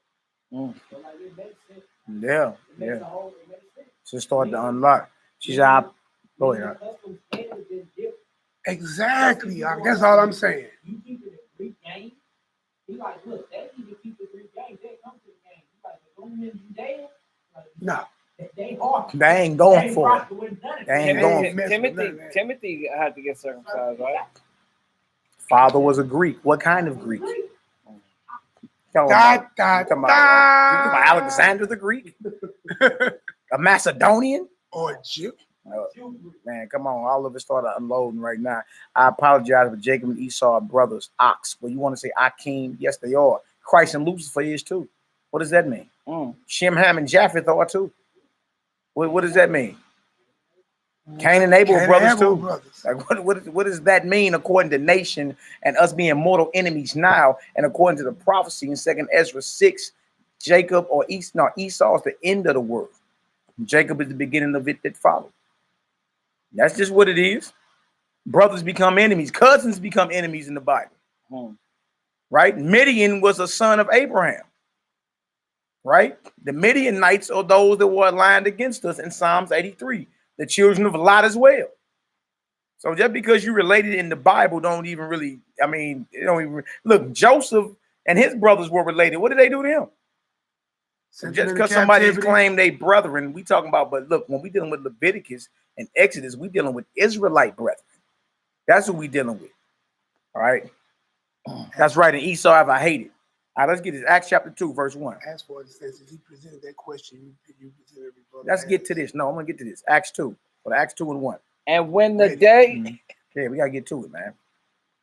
And when the day of Pentecost was fully come, they were all with one accord in one place.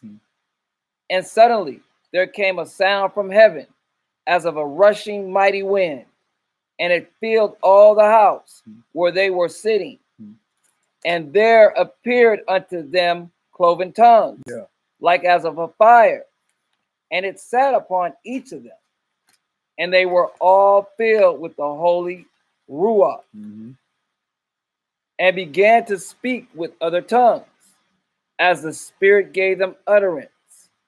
And there were dwelling at Jerusalem Jews, devout men, out of every nation under heaven. Now, okay, now let's stop right there. Either we talking about Israelites that were living in every nation under heaven back in Jerusalem for this feast of weeks called Pentecost, or we're talking about Jews and mysterious heathens in Jerusalem.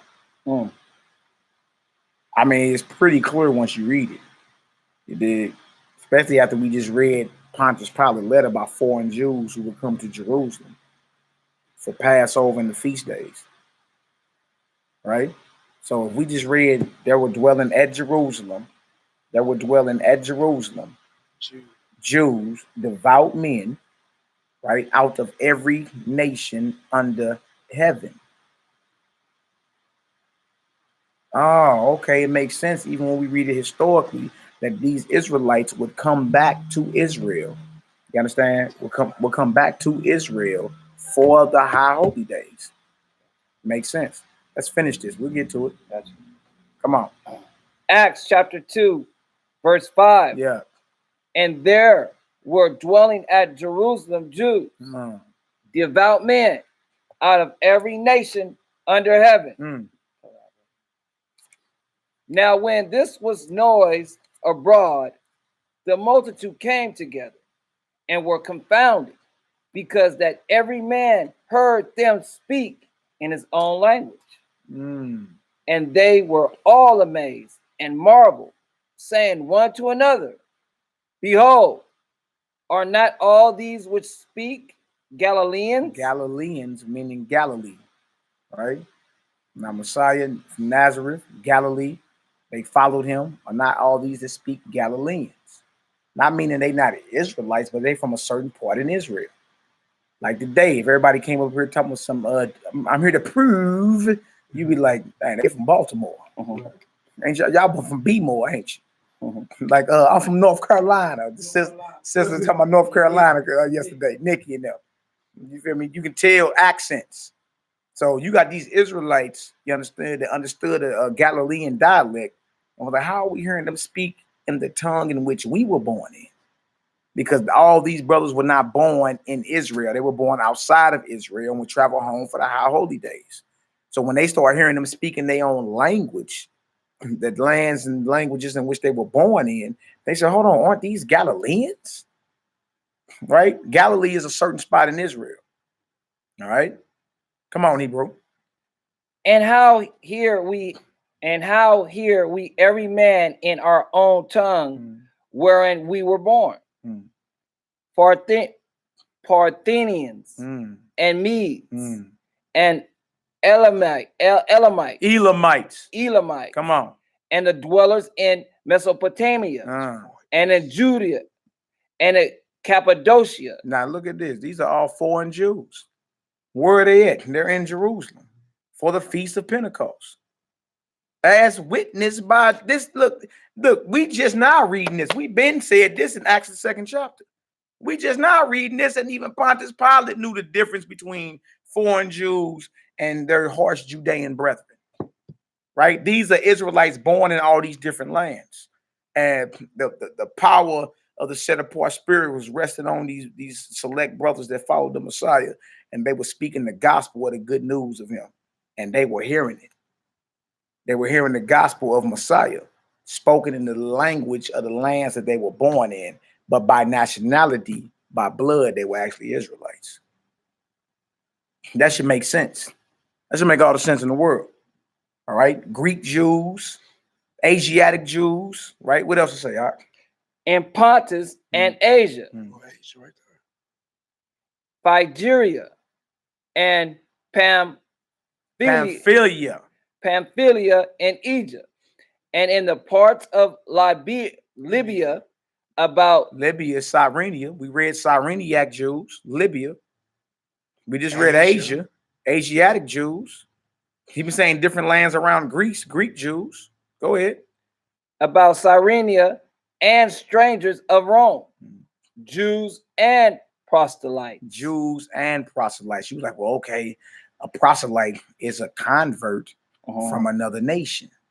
That's where they going next. So are you saying Israelites can't be converted?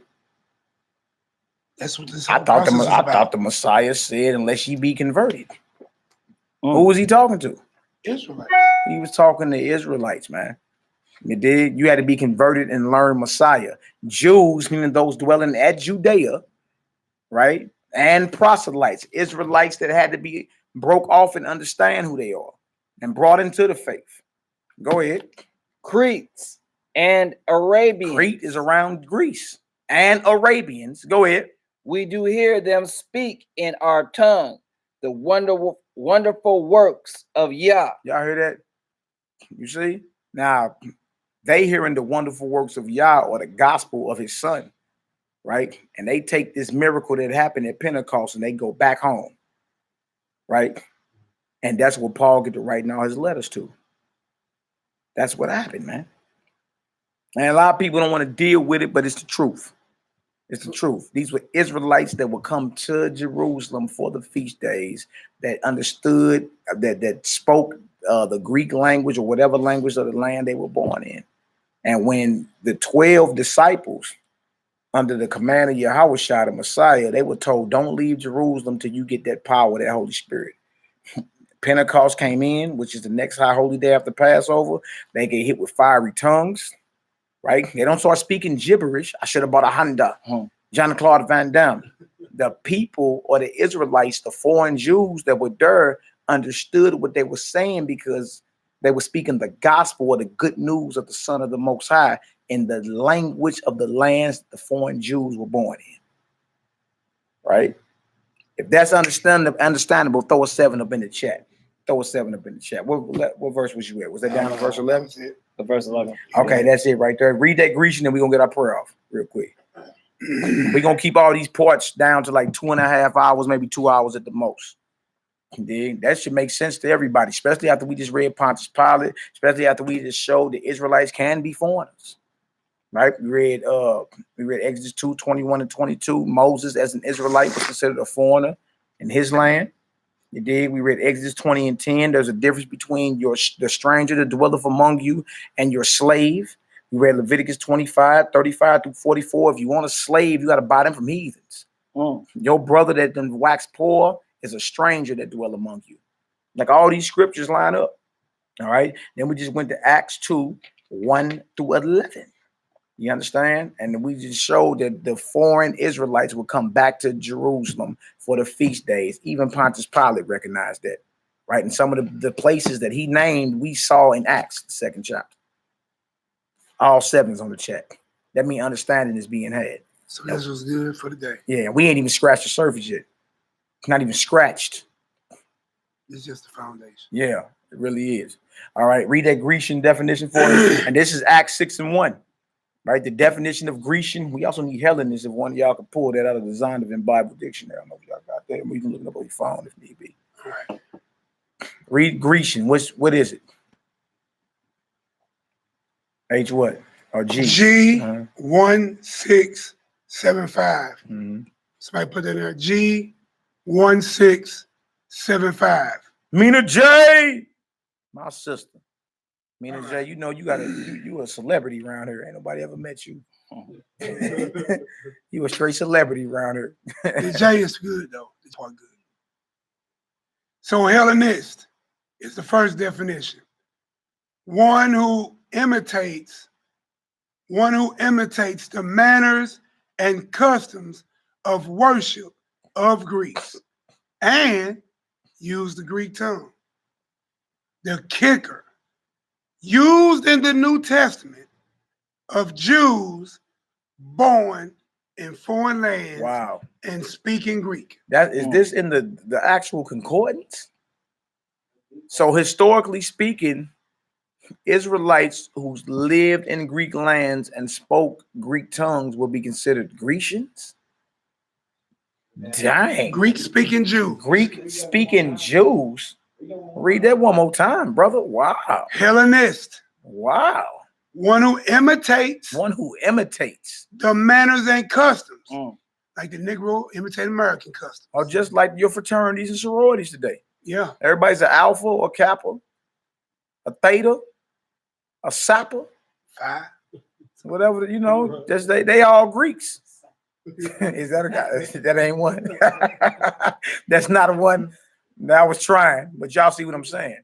We can't act like these definitions aren't in the actual concordance, right? We can't act like these things didn't happen historically. They did. They actually happened historically. You understand? Why is this in there? We didn't make this up. Did you write the Strong's Concordance? No. What about you? No. Well, how long has this Bible been around before us? Thousands of years.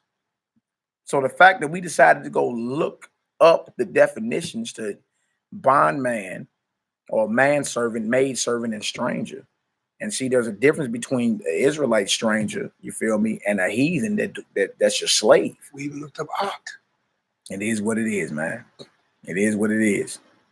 All right. One who imitates the manners and customs or the worship of the Greeks. So manners, your mannerisms, you act like a Greek.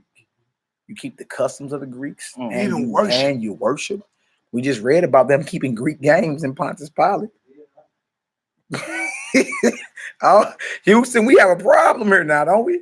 Yo, this shouldn't be hard to see. This is how you know we these people. That's the American Negro today. It sure is. We imitate America. We definitely keep his customs. Just 150 plus years ago, Frederick Douglass we didn't even do 4th of July. This year is gonna be the most patriotic, red, white, and blue family wearing, red, white, and blue Boreats, all that.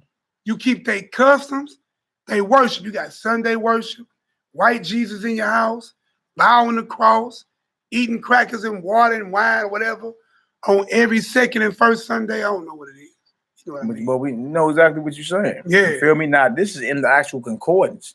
You a Grecian if you adopt their customs, manners, and worship. All right. So then we read Acts 2 and it say, well, these type of people still, even though they were dealing, they still would show up. Because they knew it was Israel by nation. Now, but about this. Now this makes sense why Paul said in 1 Corinthians, the 10th chapter, you can't sit at the table of the Lord and the table of the devil.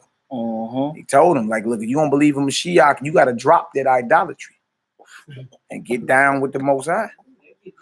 It get deeper, man. It gets deeper. We saying that when you bring up Revelation. Go ahead. He gonna spew you out his mouth. That's right. You know what I'm saying? That's right. A lot of them was up in the churches, but still keeping these other customs. Yeah. That's why Paul said, I had to write to you again. Yeah. Now it makes sense why Paul is writing all these letters, because he's talking to his people that's just coming out of paganism and customs of lands from which they lived in. And it makes sense. The reason why Yahushua used Paul. Look at y'all keep back there excited. I over here, it's leaking all stuff up though.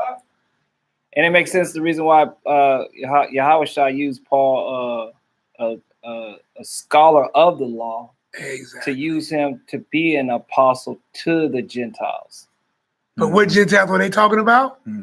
Israelites. But he had to be skillful because they was already they skillful in their other customs. You know what I'm saying? Just like you get an Israelite now today, that's a Greek.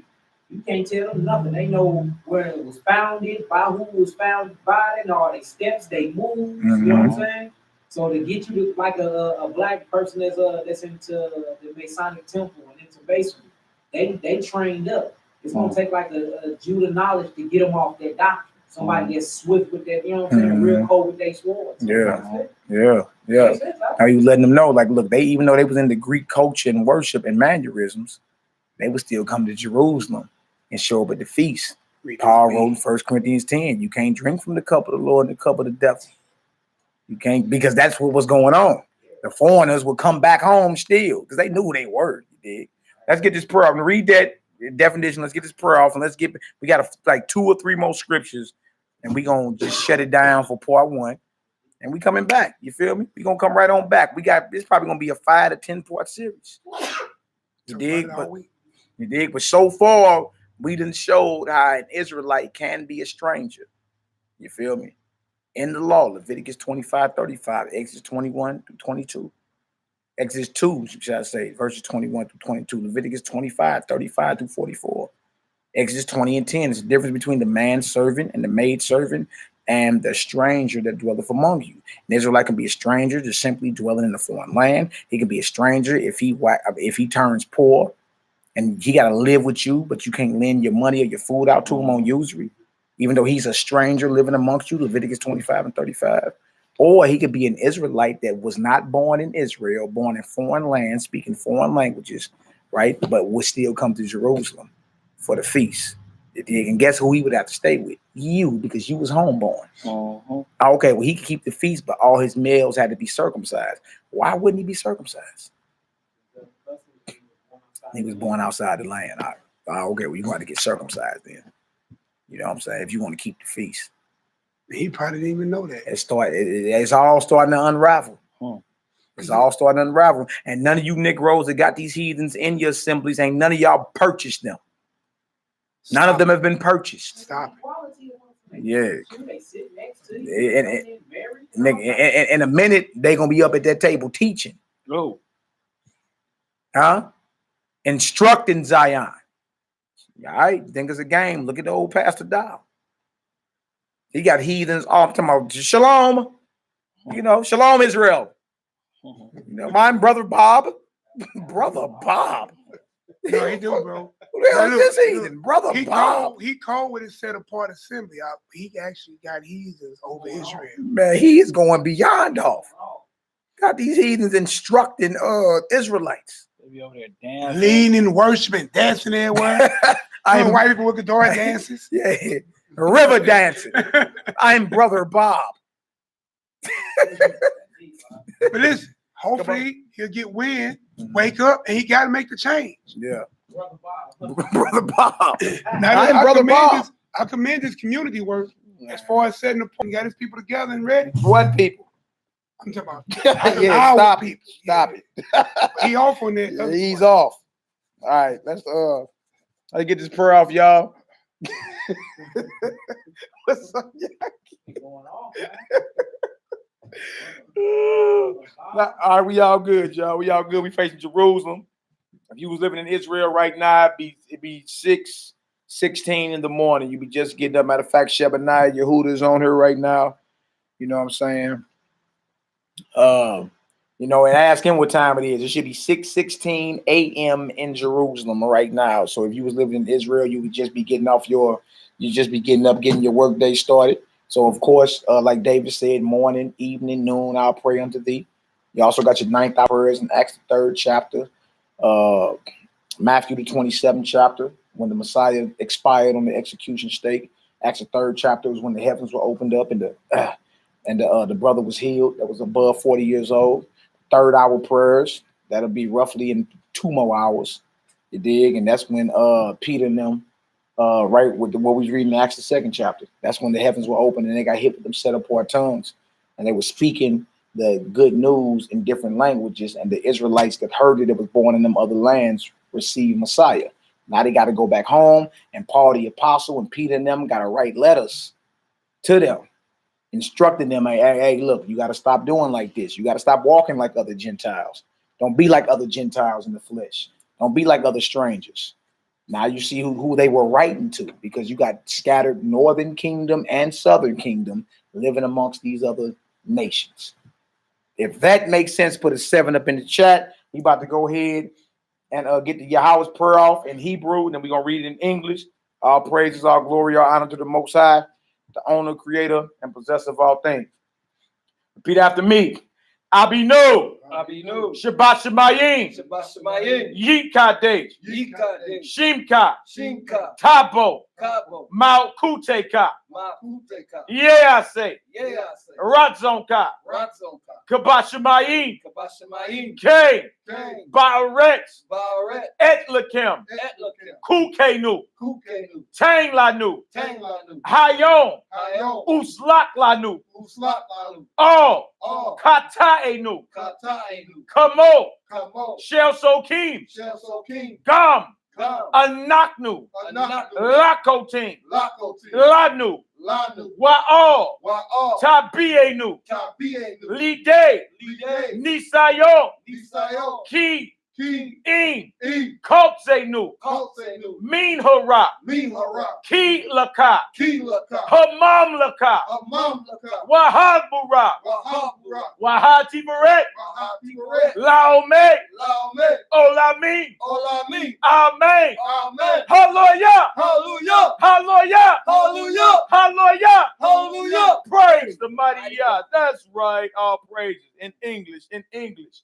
Our Father, Our Father in heaven, in heaven, holy is your name. holy is your name. May your kingdom come, May your kingdom come, and your will be done and your will be done on earth on earth as it is in heaven. as it is in heaven. Give us this day Give us this day our daily bread, our daily bread, and forgive us our sins, and forgive us our sins, as we also as we also have forgiven those have forgiven who those sinned against who us. sinned against us. And lead us not into temptation, And lead us not into temptation, but deliver us but deliver us from the evil one. from the evil one. For yours is the kingdom, For yours is the kingdom, and the power, and the power, and the glory, and the glory, forever forever and ever. and ever. Amen. Amen. Hallelujah. Hallelujah. Hallelujah. Hallelujah. Hallelujah. Hallelujah. Praise the mighty Yah. That's right.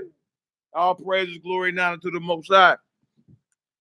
All right, the owner, creator, and possessor of all things, Yah. Oh. All right.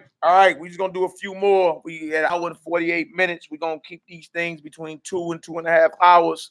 That way, y'all can go back and make sure we pull in all the right definitions, right? All the scriptures that anybody got a problem with, like Isaiah 56. We're gonna hit in this series. Romans the 11th chapter. That's gonna get hit too. You dig? What other scripture they got a problem with? We're gonna go through 1 Corinthians 10 and show you he was talking. Now he wasn't talking no like regular Corinthians. He had to be talking to Israelites. Ephesians 2. No Jew, no Greek. We're gonna deal with all of them. You understand? But something like this, you got to slow roll and take your time. You got to slow roll and take your time and really get into the history, get into context, right? How is anybody gathering? All 12 tribes ain't been gathered. The Most High said he was going to build up the tabernacle of David and restore the breaches thereof. That's all 12 tribes. That the 12 tribes may possess the remnant of Edom and all of the heathen that are called by his name. that we may have the rest of the nations in possession. But the tabernacle of David got to be rebuilt first.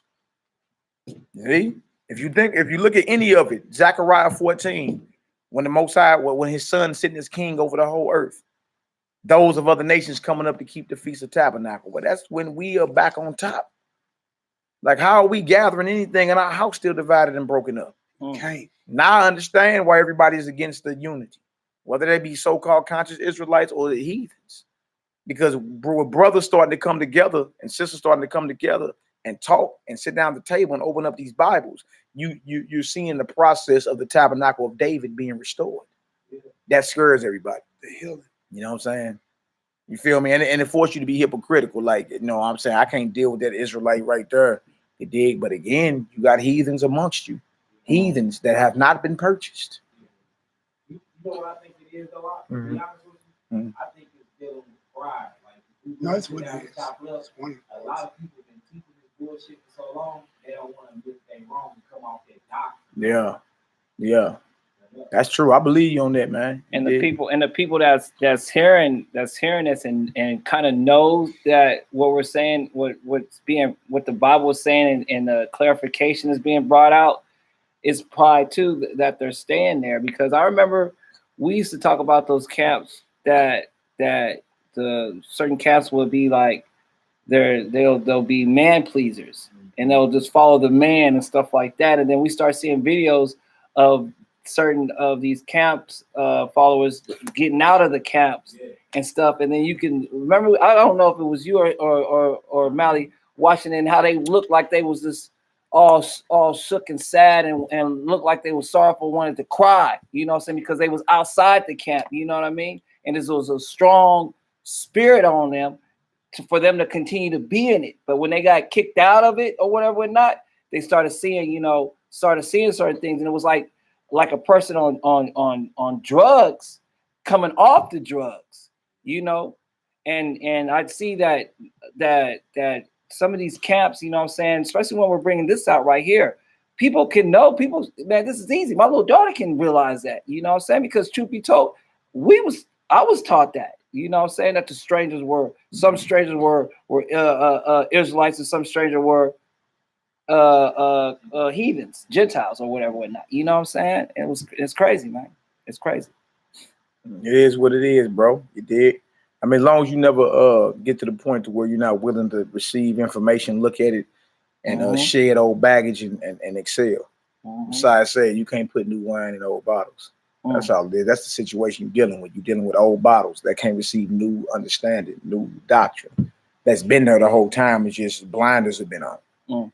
That's all it is, man. You know what I'm saying? And yeah, it's gonna be blowback. People gonna get mad. You feel me? But it's the truth. You dig? Are we not to speak the truth? Was Ezra and the 10th, were they wrong for telling them, like, man, y'all got to put away y'all strange women and them children you had with them? Yeah. So now we establishing reformation. This is what it is. It's the reformation of the kingdom. We establishing government. It's confusion. You feel me? People don't want to deal with it. If you are politically a correct Hebrew, which I ain't, I can give less than a damn. You dig? I gave less than a damn when I was clapping at certain brothers. You know what I'm saying? I don't give a damn now. Like, shit, whatever. What say up the script? You know what I'm saying? Certain things we had to go back and readdress and be like, oh, you know what? Yeah, we was tripping with that. You know what? Dang, this is the reason we looked at it like that. But you did. Hey, a higher understanding is coming. Thank the Most High we can receive it. Right. You understand? And not just be like, oh, no, just because your old affiliation with whoever. That don't mean nothing. You know what I'm saying? We can't fall guilty into that same vibration of man pleasing. They tell you in Galatians, the 1st chapter, I wouldn't be the servant of Hamashiach if I did that. I wouldn't be. You feel me? It's just what it is, man. It is what it is. All right, let's go to 1st Maccabees real quick. Boy, Al Sharpton, boy, look like he about dead, boy. Boy, all them years of shucking and jiving. It's about time to pay the piper, oh wow. That's what it is. All right, let's do 1st Maccabees 1. I'm gonna show y'all Southern Kingdom. 1st Maccabees 1, 11 through 15. Right here. Use the pop.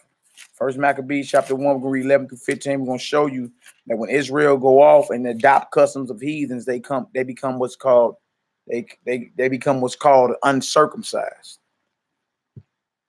Uncircumcised. Where you want me to go?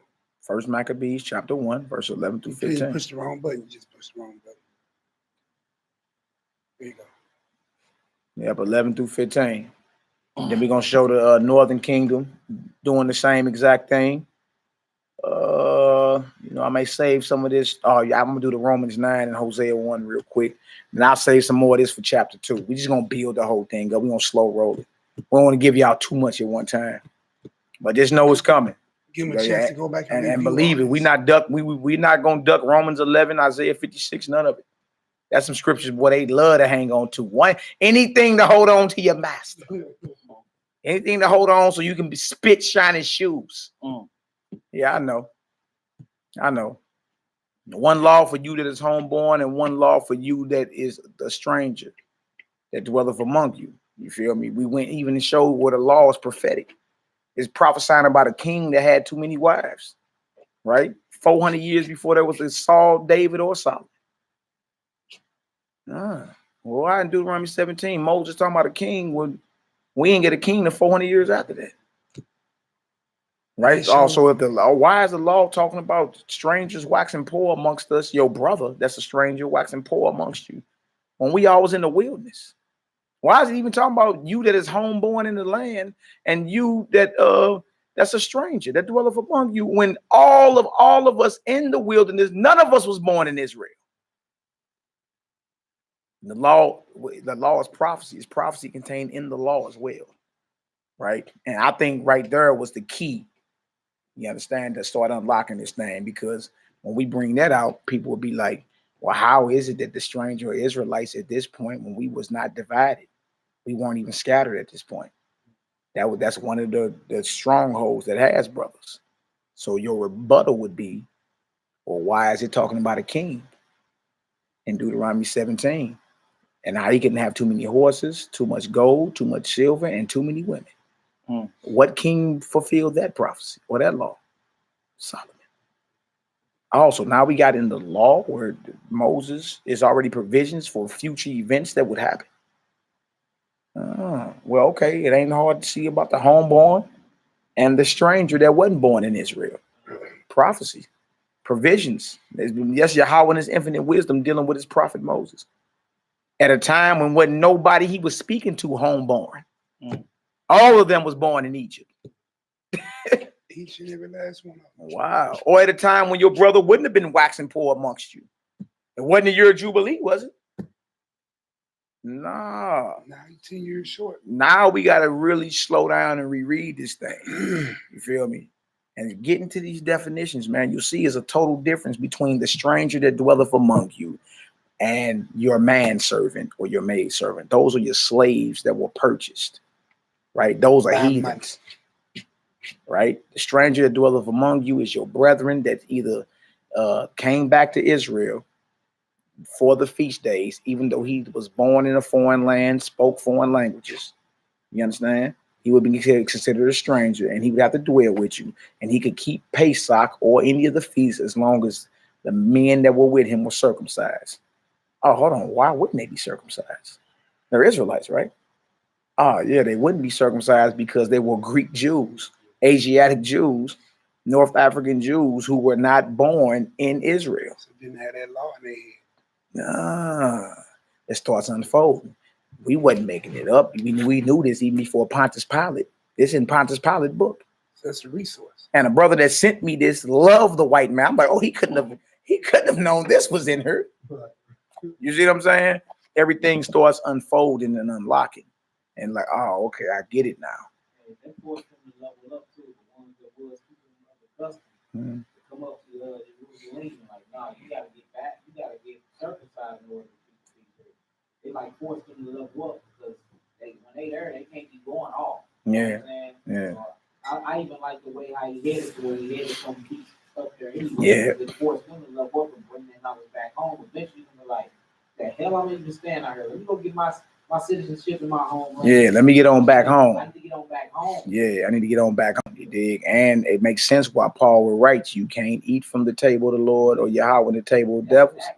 Because Israelites, like we read in Pontius Pilate, they will partake in Greek customs after they would leave Passover, going back home. You can't do this and do this. You want to provoke the Most High to jealousy. Now we can see first to the Jew and then to the Gentile. Because the brothers that's at home, that's holding custom, that's under Torah, right? That then kept the house. Yeah, you're going to get hit first before the brothers that live outside the house. And of course, you're going to get hit first. It makes sense. Of course, you're going to get hit first. Because you had direct access. They didn't. Yeah, exactly. You exactly. had direct access. You knew better. You know better. They didn't. All right, let's read this real quick. First Maccabees 1, 11 through 15. And then we're going to read the Romans 9 and we're going to close out, man. First Maccabees 1, 11 through 15. This is to show you the southern kingdom becoming uncircumcised. All right. And it's all scripture, y'all. Scriptures and definitions. That simple. All right. Go ahead. Out. In those days went there out of Israel wicked men. What kind of men? Wicked men. Right.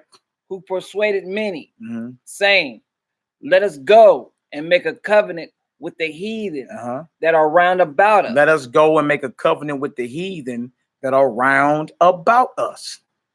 Shabbat shalom, not Shabbat, shalom, shalom akiyam. I'm still caught up in this weekend. Shalom akiyam. All right, so trip off this. Read that verse 11 again, my brother. In those days went there out of Israel wicked men who persuaded many, saying, let us go and make a covenant with the heathen that are round about us. Trip off that. The very heathen he said that we are supposed to purchase our slaves from. Right? Our slaves are supposed to be from the heathens that are round about us, not your Israelites, not your brethren. Right? So they say, let us go make a covenant with the heathen, which is a problem because we already under the covenant with the Most High. Major league problem, should I say. Breach of contract. Yeah. Come on, Ak, let's get it. For since we departed from them, we have had much sorrow. Come on. So this device pleased them well. Then certain of the people were so forward herein that they went to the king and gave them license, who gave them license to do after the ordinance of the heathen. Gave them a license to do after the ordinance of the heathen. They went right to the king, the Greek king, right? I give y'all permission to become Greeks. Take on their customs, right? I mean, look, this is before Pontius Pilate was even born. So when he in here talking about Greek Jews, we reading about them right here in the Bible. All right, go ahead. Whereupon they built a place of exercise at Jerusalem, according to the custom of the heathen. Yeah. And made themselves uncircumcised. Made themselves who? Uncircumcised. Uncircumcised. Y'all see that? Uncircumcised. Now, there's a scripture in the Bible where Paul says, I was sent to the uncircumcision, and Paul was sent to the circumcision. I'm paraphrasing. Has any of y'all roughly, and I just paraphrase it, but have you ever heard that scripture before? What about this brother right here? This brother in this phone. You didn't heard that before? You done heard the scripture where it says, where Paul was saying, I was sent to the uncircumcision, and Peter was sent to the circumcision?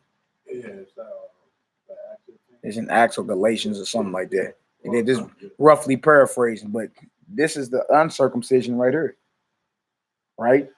Brothers that took on Greek customs, Greek language, and Greek worship. It says they became made themselves uncircumcised. Now, this has to be a spiritual aspect, right? Because how do you physically become uncircumcised? How do you grow skin back on your foreskin back on your member? How is that possible? You don't. So this would have to be spiritual because you took on Greek customs, Greek worship, and Greek mannerisms. Thus, you become uncircumcised. So the uncircumcision that was being spoken of in the New Testament are actually certain Southern Kingdom Israelites. Certain Southern Kingdom Israelites. That's what this is right here. And made themselves uncircumcised. Go ahead. And forsook the Holy Covenant. And joined themselves to the heathen. Yeah. And were sold to do mischief. And were sold to do mischief. Right? That should be understandable that quick. If you were Israelite and you decide to go off and become Greek in custom, right, in mannerisms and in worship in the eyes of the Most High, you are uncircumcised. You are uncircumcised. Wow. They're like, well, hell no. They give me Jeremiah the 9th chapter. Let's show it. Let's show it. Read them first 3 words. That was First Maccabees 11 through 15. Read them first few words. That's where I'm going next after this. That's where I'm going next. Ephesians 2, 11 through 14, brother. I'm going right there next. And I'm gonna read the verse 11, verse few words, right? Right, about the first 3 or 4 words. In those days went there out of Israel wicked men. Stop right there. You already knew it was about to go off.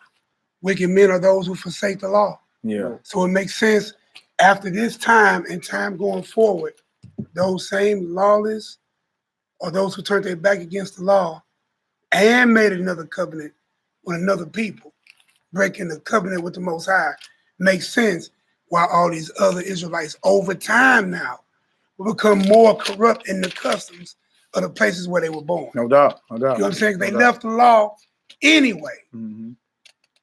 but they still knew they was Israel. Of course. Of course. That's hence they back in Jerusalem for the feast. But it's mixed worship. They like, we still keep Greek customs and Asian customs and all that. But we still back here for the, and that's why Paul wrote to them, you can't be eating at the table of Yahweh and the table of devils. Don't provoke the Most High to jealousy. You see what I'm saying? Like, you got to be all in or not. All right, Jeremiah 9, let's read 24 to 26 real quick. We got Galatians 2, 7 through 8, and we got Ephesians 2, 11 through 14. And we can, you know what I'm saying, we can end it there real quick. Just wanted to give something real quick. We're going to go over several parts of this. This is something you got to slow roll. And reteach. Yeah, you got to slow roll because there's a lot of unlearning. All right, you start thinking the stranger that's dwelling among you are actually heathens, and these heathens are equal with you. That is not the case. Yeah, Jeremiah 9. It's not. Yeah, Jeremiah 9, start around verse 24. Jeremiah 9, 24. Yep. Jeremiah chapter 9. 25 and 20 on down. 25. Verse 25. Yep. Behold, the days come, saith Yah, that I will punish all them which are circumcised with the uncircumcised. Wow.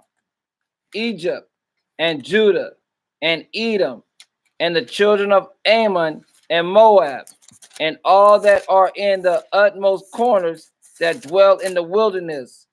For all these nations are uncircumcised, and all the house of Israel are uncircumcised in the heart. See, the uncircumcision. Israel is uncircumcised in the heart or in the mind, because you got a spirit to go off and deal with false gods, like we just read in First Maccabees 1, 11 through 15. Now, we ain't made none of this stuff up. You know what I'm saying? We ain't even got to do too much explaining. It's really explaining itself. Outside of us pulling a few definitions. You feel me? There's a difference between your manservant, maidservant, and the stranger that dwelleth amongst you. Period. The stranger that dwelleth among you are not free-willed heathens. It just, you know, I believe in Jesus. Well, the clan do too. Right? The Roman Catholics do too. That's why I asked a brother the other day. He was hating on another Israelite brother. He was like, I don't know if that's my brother or not.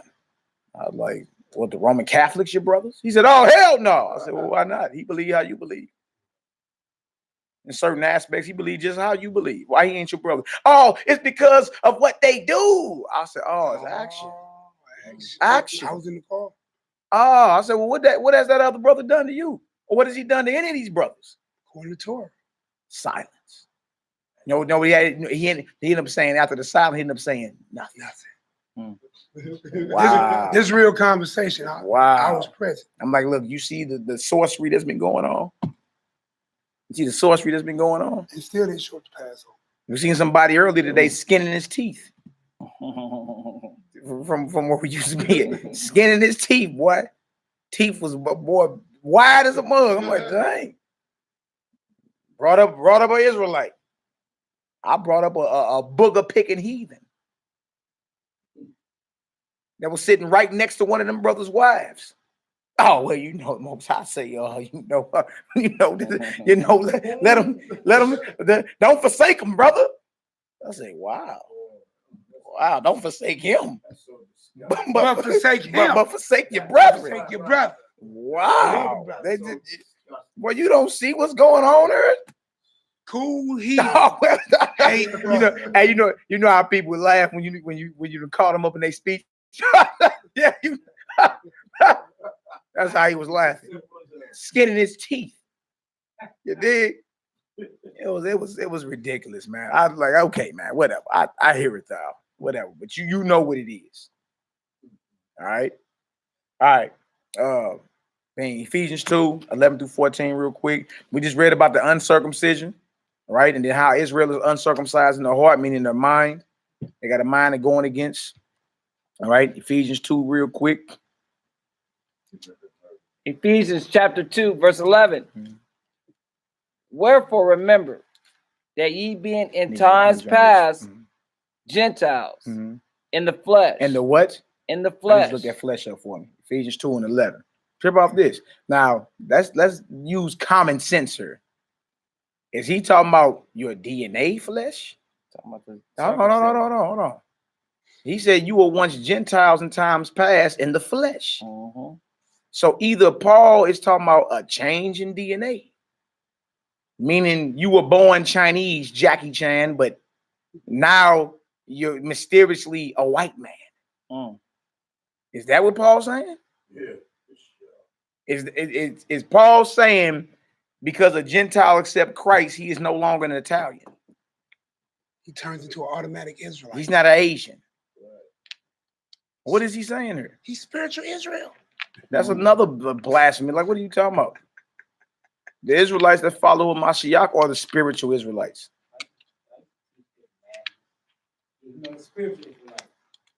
No. See how you can admit that though? And trip off this. Once a Gentile in the flesh. Like, so in other words, you can't be born Asian or born Chinese and die Nigerian. Mm. You can't be born Italian and die Libyan. You see where I'm going with that? So Paul ain't saying like you were once a Gentile in the flesh, like all of a sudden mysteriously your DNA done changed. He ain't saying that. Look up flesh. All you gotta do is look up flesh, and we're gonna apply the definition that applies to what he's saying, and it's going to make sense. Like we have what's called in the Bible works of the flesh. Huh? Don't we? Is that talking about works of skin? Is that talking about works of DNA? Or is it talking about your carnal mind? Now this makes sense then. If it's talking about your carnal mind, now, yeah, you were once a Gentile in your mind because you were doing all type of wickedness. Somebody at the door. And it makes sense. They automatically switch to you got the works of the flesh, you got the fruits of the spirit. To the same people. Yeah, to the exact same people. Shalom. You're my Yah in the house. What up, bro? Please say the Yah. My brother, good to see you, brother. We almost done, bro. We're gonna chop it up in a sec. All right. So look that definition of flesh up. We in Ephesians 2:11. Read that verse one more time for me out, real quick. Wherefore remember that ye being in times past Gentiles in the flesh. Gentiles in the flesh. So you ain't mysteriously morphed or warped into a different nationality.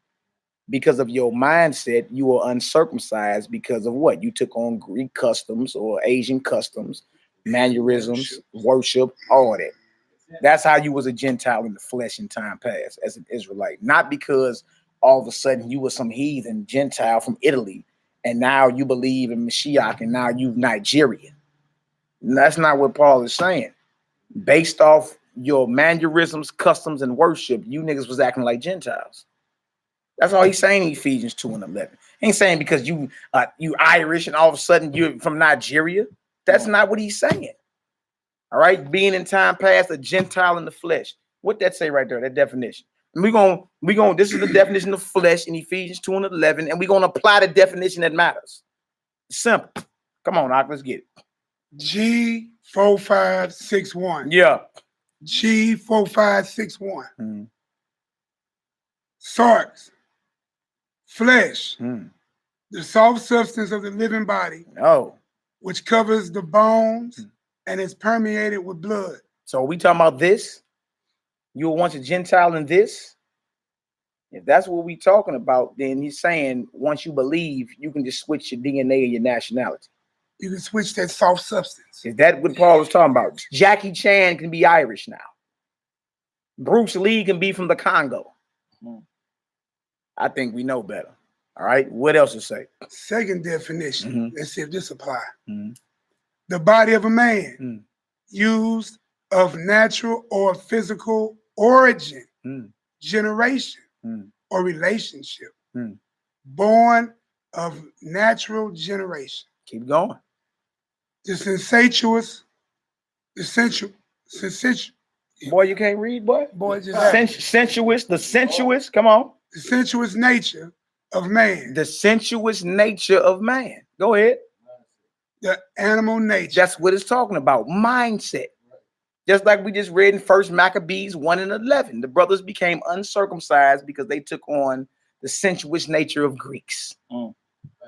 Animal nature. I'm not real good with sensuous. Y'all see that?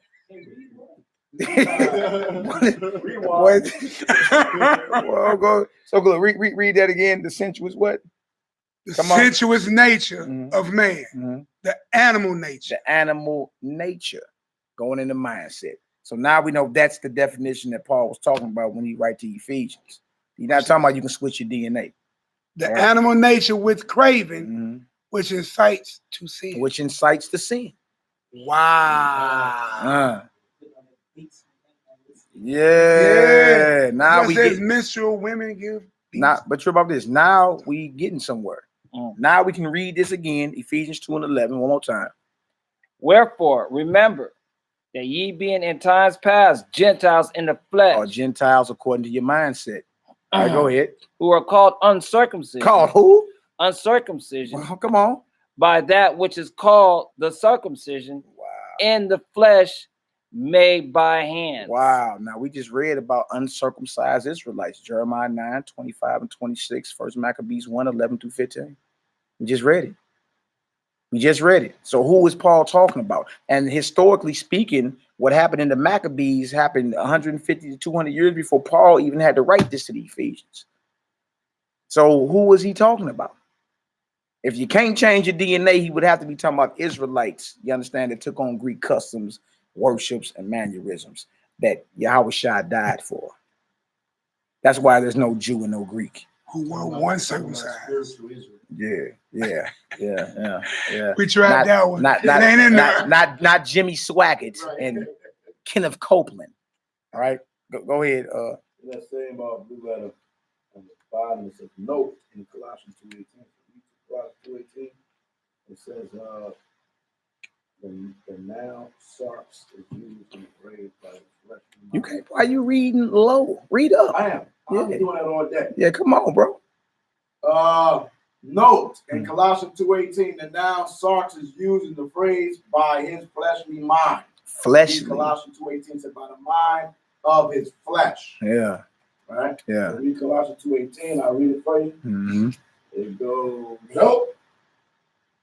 Let no man beguile you of your reward in voluntary humility and worshiping of angels, intruding into those things which have not seen, then he popped up by his fleshly mind. So yeah, the mindset. All about your Great mind. witness. Yeah, the works of the flesh. Right. Those that are in the flesh cannot please the Most High. What do you mean in the skin? No, those that are operating in the carnal mind. Right. It speaks about the renewing of the mind. Yeah. Right. The Lord is spiritual, so if you carnal, you can be flesh. Right. And that's what Paul battled with. Right. Yeah. That's why Paul wrote that seven. So then you're a heathen. You're a heathen. You're a heathen. You're an Israelite heathen. That's Paul's entire teaching. Yeah. His entire teaching. Yeah. The battle with the flesh and spirit. Yeah. Changing from your old pagan ways. Right. Now it makes sense. There's no Jew, there's no Greek. Or the book of Romans was not written to Caligula Caesar. It was written to the Israelites in Rome. Now look, these same Israelites would travel to Jerusalem for the feast days, like in Acts, the 2nd chapter, strangers of Rome, right? Even though they would call them the Roman customs, they said right here in Pontius Pilate letters, foreign Jews would leave Jerusalem and go home after the feast days, and he would hold games with them. But their harsh Judean brethren wasn't dealing with the games, showing you that they went into the customs. Now you can see why Paul boasted in his office. Yeah. Now it makes sense. Where was Paul from again? Tarsus. Let him finish his thought. You saying what? Go ahead. I'm just saying what you understand why he boasted. He's still boasting in his mission. Yeah. He's still, you know what I mean? Like these are the cast off of our people y'all don't want to deal with. I'm gonna deal with it, and I love it. Yeah. Because of my SHACKELFORD said what? Go not into the way of the Gentiles, but rather to the lost sheep. I'm not sent but unto the lost sheep of the house of Israel. So that was my mission. And Paul picked that up. Yeah, Paul picked it up and kept banging with it. Sounds like Israelite black liberation. Right? They found out. We're going down to 14. All right, come on, let's get it out. That at that time ye were without Christ. That at that time ye were without Hamashiach, being aliens from the commonwealth of Israel. Now you were aliens, right? Because when we looked up that stranger, it said lacking inherited rights. You were born outside. You weren't home born.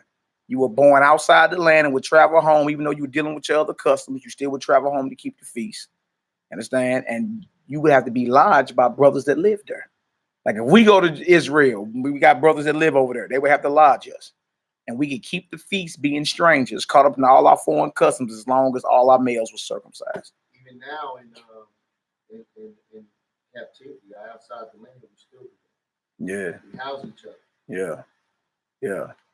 All right, go ahead, Doc. And strangers from the covenants of promise, having no hope and without Elohim in the world. But now in Hamashiach, Yahushua, ye who sometimes were far off, who sometimes, not always, were far off. Ye who were sometimes afar off, not always. Sometimes, because our people went off hundreds of years before this. Go ahead, Doc. Made nigh by the blood of Hamashiach, for he is our peace, who hath made both one, and have broken down the middle wall of partition. The middle wall of division, right? He had made us one and had broken down the middle wall of division, that partition and wall. Right now, is this prophecy somewhere? Was this spoken of? That two sticks will become one?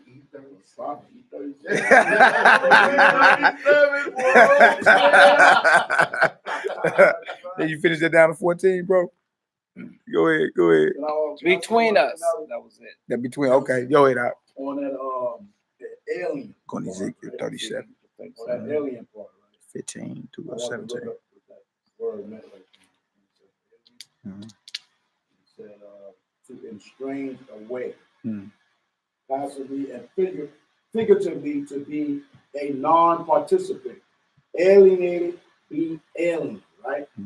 So then I look down in the Bond Expository Dictionary of the New Testament, Bond, and it says, Part C says, from God himself, the word is used of Israelites in the Septuagint of Ezekiel. Wow. Ezekiel 14:5, and strain. Wow. Goes there, click on Ezekiel 14:5, that I may take the house of Israel in their own heart, because they are estranged from me through their idols. Wow. There it is. Hey, bombs over Baghdad, brother. Wow.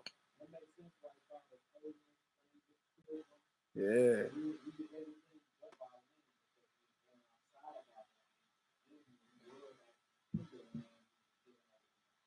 Yeah. You lose something being outside the land. Yes. Right? Your children, because what they become accustomed or familiar with their surroundings, as you said earlier. You know, so when you start, it becomes even now if someone's doing something wicked and it's continually going on around, you become numb to it. So it's not bothering you as much. Right. Right. No doubt. Hey, y'all, we're gonna do plenty of parts of this.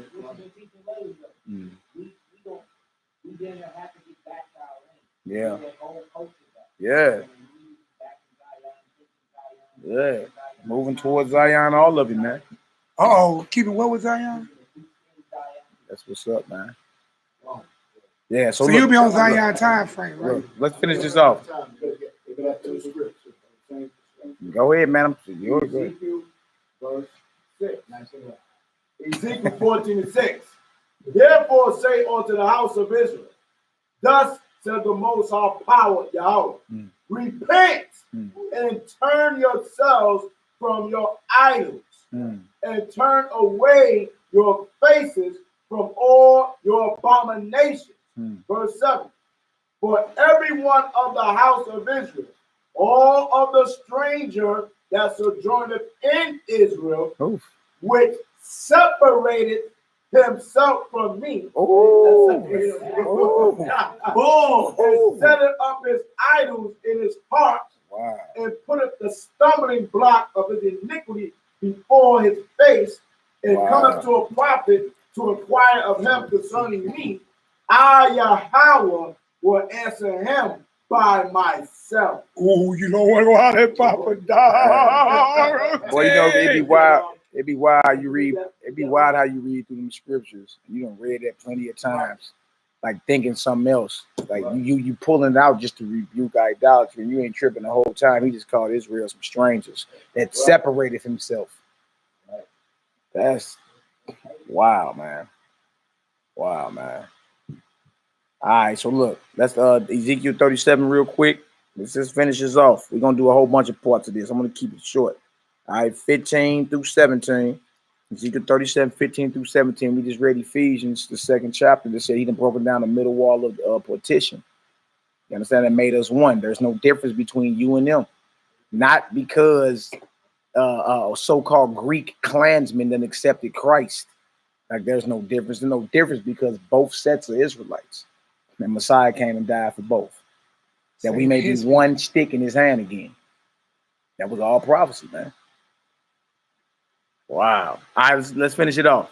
Ezekiel 37, verse 15. The word of Yah came again unto me, saying, moreover, thou son of man, take thee one stick and write upon it. For Yehudah and for the children of Israel is companions. Then take another stick and write upon it. For Joseph, the stick of Ephraim, and for all the house of Israel is companions. And join them one to another into one stick, and they shall become one in thy hand. Yeah, that's that middle wall of partition that's been broken down. You feel me?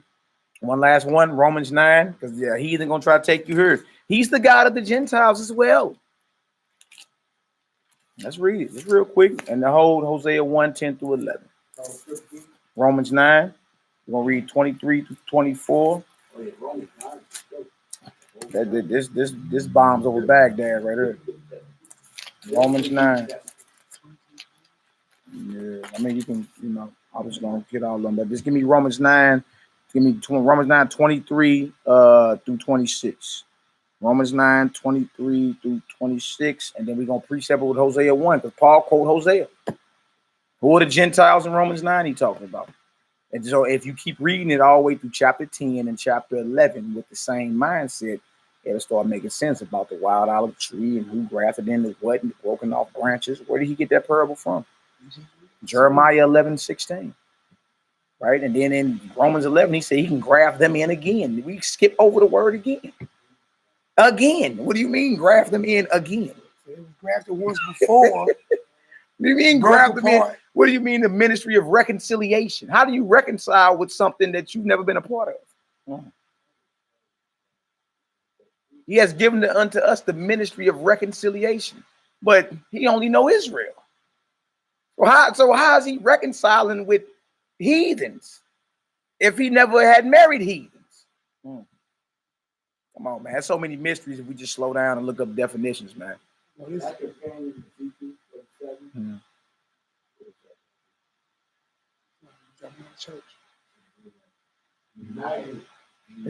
United. That's because it's division. Yeah. It's a united. Yeah, we supposed to mark them that cause division. Right. That's scripture say mark them actually and avoid them. Yeah. You got to mark them. Because they rebuilding their petition wall that was torn down. Exactly. And these are people that's keeping you from kingdom bound. Plus, we are at our best whenever we together. Every other nation know that. We at our worst, our weakest when we not together. Yeah, we divided. They pick you apart, shoot you right out the water. You ain't talking about nothing. You divided. You strong, but you ain't shit. Man, look, man, you can call look. You brothers about that brunity? Yes, we are. Yes, we are. I don't know whatever you talking about. Stay divided and dealing with booger picking heathens. They can walk right in and sit right next to your wife right there. Nah, not down here. It's not happening. It's not happening. All right, come on, let's get it done. Romans 9.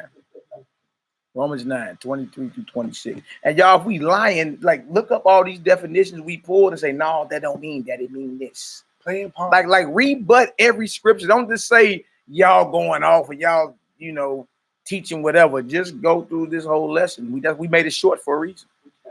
Look up every definition, go through every scripture and say this really means that. Yeah, bro. All right, Romans 9, 23 through 26. Let's end it. And that he might make known the riches of his glory on the vessels of mercy, which he had afore prepared unto glory, even us, whom he hath called, not of the Jews only. Not of the Jews only, right? But also of the Gentiles. Now, somebody will stop you right there. I watched Vocab Malone attempt this one time. He got slaughtered by some Israelites. They like, oh, no, keep reading. They destroyed that heathen. I'm talking about he was like, oh yeah, Romans 9 and 24, and he thought the brothers wasn't studied up. Oh man, they picked him apart so quick. It was poetic. Right. It was poetic. You feel me? And I was like, I know the brothers are gonna make them keep reading, and they did. Right. So Paul explains himself. Okay, they say not of the Jews only, but also of the Gentiles. Right. Next verse. Right. And it's a question mark. Right. Go ahead. As he said also in OC. In OC, that's Greek for Hosea. Okay. Go ahead. I will call them my people, which were not my people, and her beloved, which was not beloved. And it shall come to pass that in the place where it was said unto them, ye are not my people, there shall they be called the children of the living power. So the children of the living power. So is he talking about your slave master right here? Because it say Gentiles. Without you going to precept and bringing up the prophecy of Hosea that Paul quoted himself, you'll be in the lost worlds, right? Let's go to Hosea 1. Hosea 1, 10 through 11, and then I need Hosea 2 and 23. We'll end it we'll end it right there for the day. We'll end it right there for the day. Don't never let nobody take you there and say, see, this is talking about the clansmen. This is talking about the slave master. Not just the Jews only, but the Gentiles. Well, who are the Gentiles you talking about? That's the whole point. Who are the uncircumcision? Who are those which are called not as people, but they should be called the children of the living God? Who is he talking about? All these scriptures, Israelites can be called strangers. There's foreign Jews, according to Pontius Pilate, even him. And we've been on this way before Pontius Pilate, before I even read this. I was prepping another lesson the other day and ran into this about the political assassination of Yahushua the Messiah, right? And I go in here to the section where it says arrest of Jesus, page 161. And Pontius Pilate here talking about some foreign Jews. They are Greek Jews, Cyrenian Jews, and Asiatic Jews, merrier and humaner folk than their harsh Judaic brethren. Wow. Wow. You reading this New Testament without proper understanding of history and proper context and just definitions and language, you're going to destroy yourself. You're going to might be back with Jimmy Swaggart and Kenneth Copeland. It's going to destroy your whole understanding. So who was he talking about? Hosea 1, verse 7 through 9. 10 through 11. We had the last two verses. Okay. Mm-hmm. Yet the number of Hosea chapter 1, verse 10. Mm-hmm. Yet the number of children of Israel shall be as the sand of the sea, which cannot be measured nor numbered. And it shall come to pass that in the place where it was said unto them. Don't stop right there. Them. Who's the them he talking about? The children of Israel. I'm just saying he just read it. Just read it. Real quick, man. The name in itself, bro. This is what like blows my mind. What people don't get. Our name in itself represents a bloodline. We are the children of Israel. Yeah. Okay, we're not the children of Ham. We're not the children of Japheth. Right. You understand? We're not the children of there's a name and a lineage that is being represented here. And how can this be twisted to now represent all people that believe when it lets you know that this is specifically talking about the children of Israel. Yeah. So the them we talking about. I mean, if you got past third grade in school, if there was I identify the them, circle the them in the previous sentence. Right. You ain't got no other option. Yeah. What is the subject? What is the subject that's being represented here? You have to circle children of Israel, right? In the place where it was said unto them, go ahead. Ye are not my people. Come on. There it shall be said unto them. Them, go ahead. Ye are the sons of the living God. So Romans 9:24, the Jews and Gentiles that Paul was talking about, you understand, are talking about the entire nation of Israel. Listen, that wall of perdition was a real serious thing. You know what I mean? As far as if you're not operating in the land of Israel, if you're not operating under these particular sets of beliefs, then you are a stranger, you are a heathen, you are an enemy. Yeah. You are outside of us. And SHACKELFORD came here for that. Yeah, and broke that down. It was one of his greatest missions. You know what I mean? To come here to bring it back after we broke it back in Kings. Yeah. Back in the book of Kings, we broke it, and he came hundreds of years later to bring it back. Go ahead. You know what? I was speaking, was finna speak on that. Look, when you sit here and all these Israelites, all these different nations, and we know now they had all these different customs, but when they still came home, we still dealt with our stranger brothers. Yep. You know what I'm saying? Is anybody see what I'm saying? Your doctrine did not stop me from dealing with you. Right. Your doctrine did not stop me from housing you. That didn't stop me from being a brother to you. You know what I'm saying? That's because that's the biggest thing we humping over right now. It was the biggest thing we was humping over back then. Well, is it not for you to deal with those? I'm from Samaria. You know what I'm saying? The women at the well or whatever. Love and unity is how you gain the brother. Exactly, man. Look, how did you get them people out of these heathen ways and manners? You had to deal with them. How you get Zion Lex to go from non-Messianic to Messianic? You got to tarry with right, or at least starting to see something. You know what I'm saying? And we don't know what the end game going to be. We don't know what the end game for none of us. Even those who believe not might fall off. You see what I'm saying?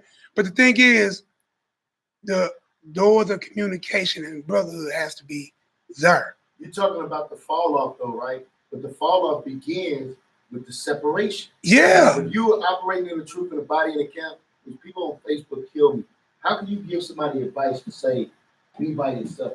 That got to be the craziest advice you can ever give somebody. Yeah. No sooner than you alone, now it's more easier to separate from the customs in which you know you're supposed to be doing, because there's no accountability. Like checking live. Yeah, no one to say, yo, man, you going on. In the middle of war, you in the middle of war. Yeah, you could be by yourself. Right. I'm gonna get hit. Right. Shut out the water. Boy, blew out the water. Get your top hit real quick. But look, what he say? Not forsaking the assembly of themselves, as some others do. You see, man, I'm telling you, bro. It's a lot of sorcery being spewed in Israel. Man. Are better than one. Yeah. Rather have $2 than one. Yeah. So in a place where it said unto them, ye are not my people, there should be said unto them, ye are the sons of the living power. So Paul was not talking about David Duke from the Klan. He was not talking about Jackie Chan or that's it. He wasn't talking about any of that. And y'all, that was just part one. It's plenty of more scriptures. We're gonna get into Exodus 12 about who can't eat of the Passover. You feel me? And what stranger can eat of the Passover. We got that too. You feel me? You're gonna see the strangers that can are the same strangers that Moses called himself when he was in Midian. You dig? So we went over a lot today, man. Went over definitions, showed how the law is prophetic too.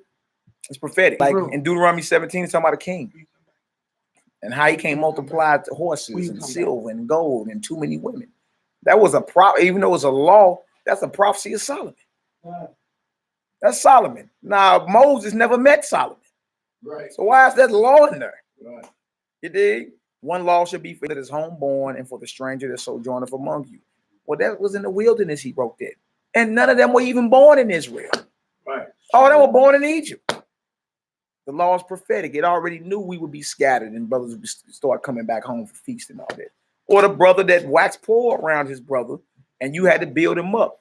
You feel me? You couldn't lend him your money on usury or, it's none of his food on usury. And guess what? He was called a stranger.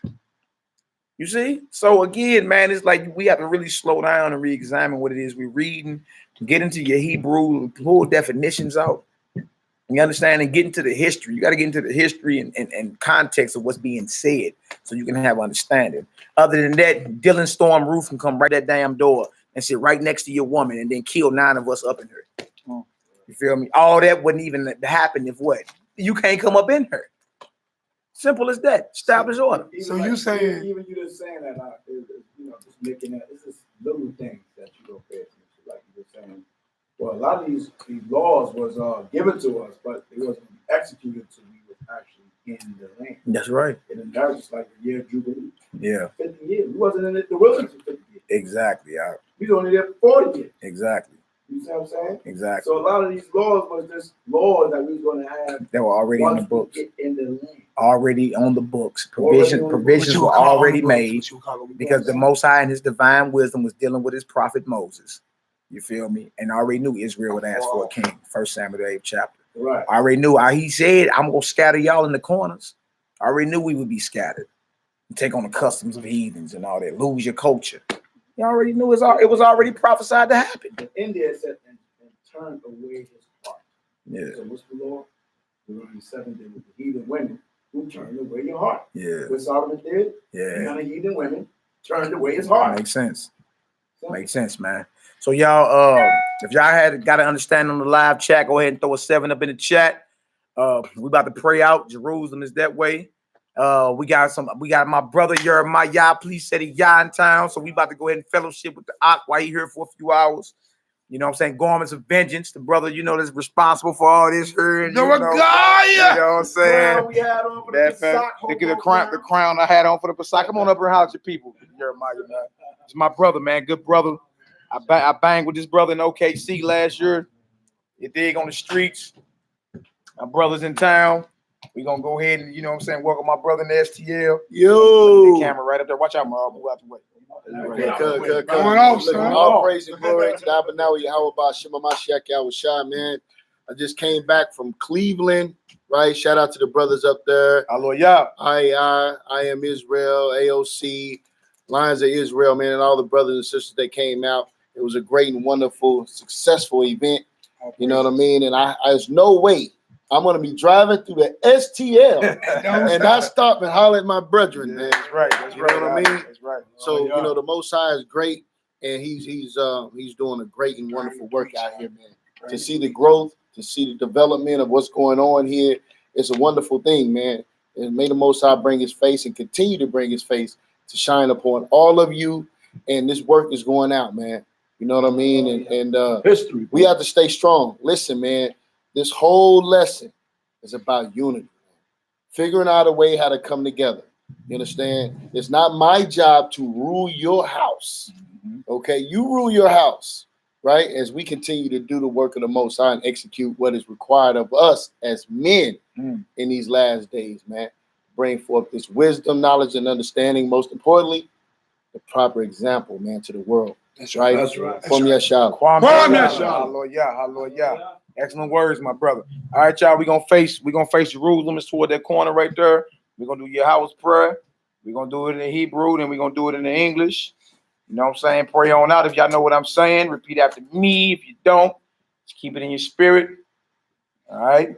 Let's go ahead and roll and get on the bottom here, man. Let's fellowship with our brethren while we got them within the city gates. All right. All right, how we looking? We all good? All right, let's get it. Abino, Shabbat Shemayim, Yikadesh, Shimka, Tabo, Malkuteka, yeah, I say, Ratzonka, Kabashamayim, Cain, Baret, Etlakem, Kukenu, Tanglanu, Hayo, Uslaklanu, Oh, Katae, Kamo, Shel Shokim, Gam, Anaknu, Lakotim, Lanu, Wa'o, Tabienu, Lide, Nisayo, Ki, In, Kotzenu, Min Hara,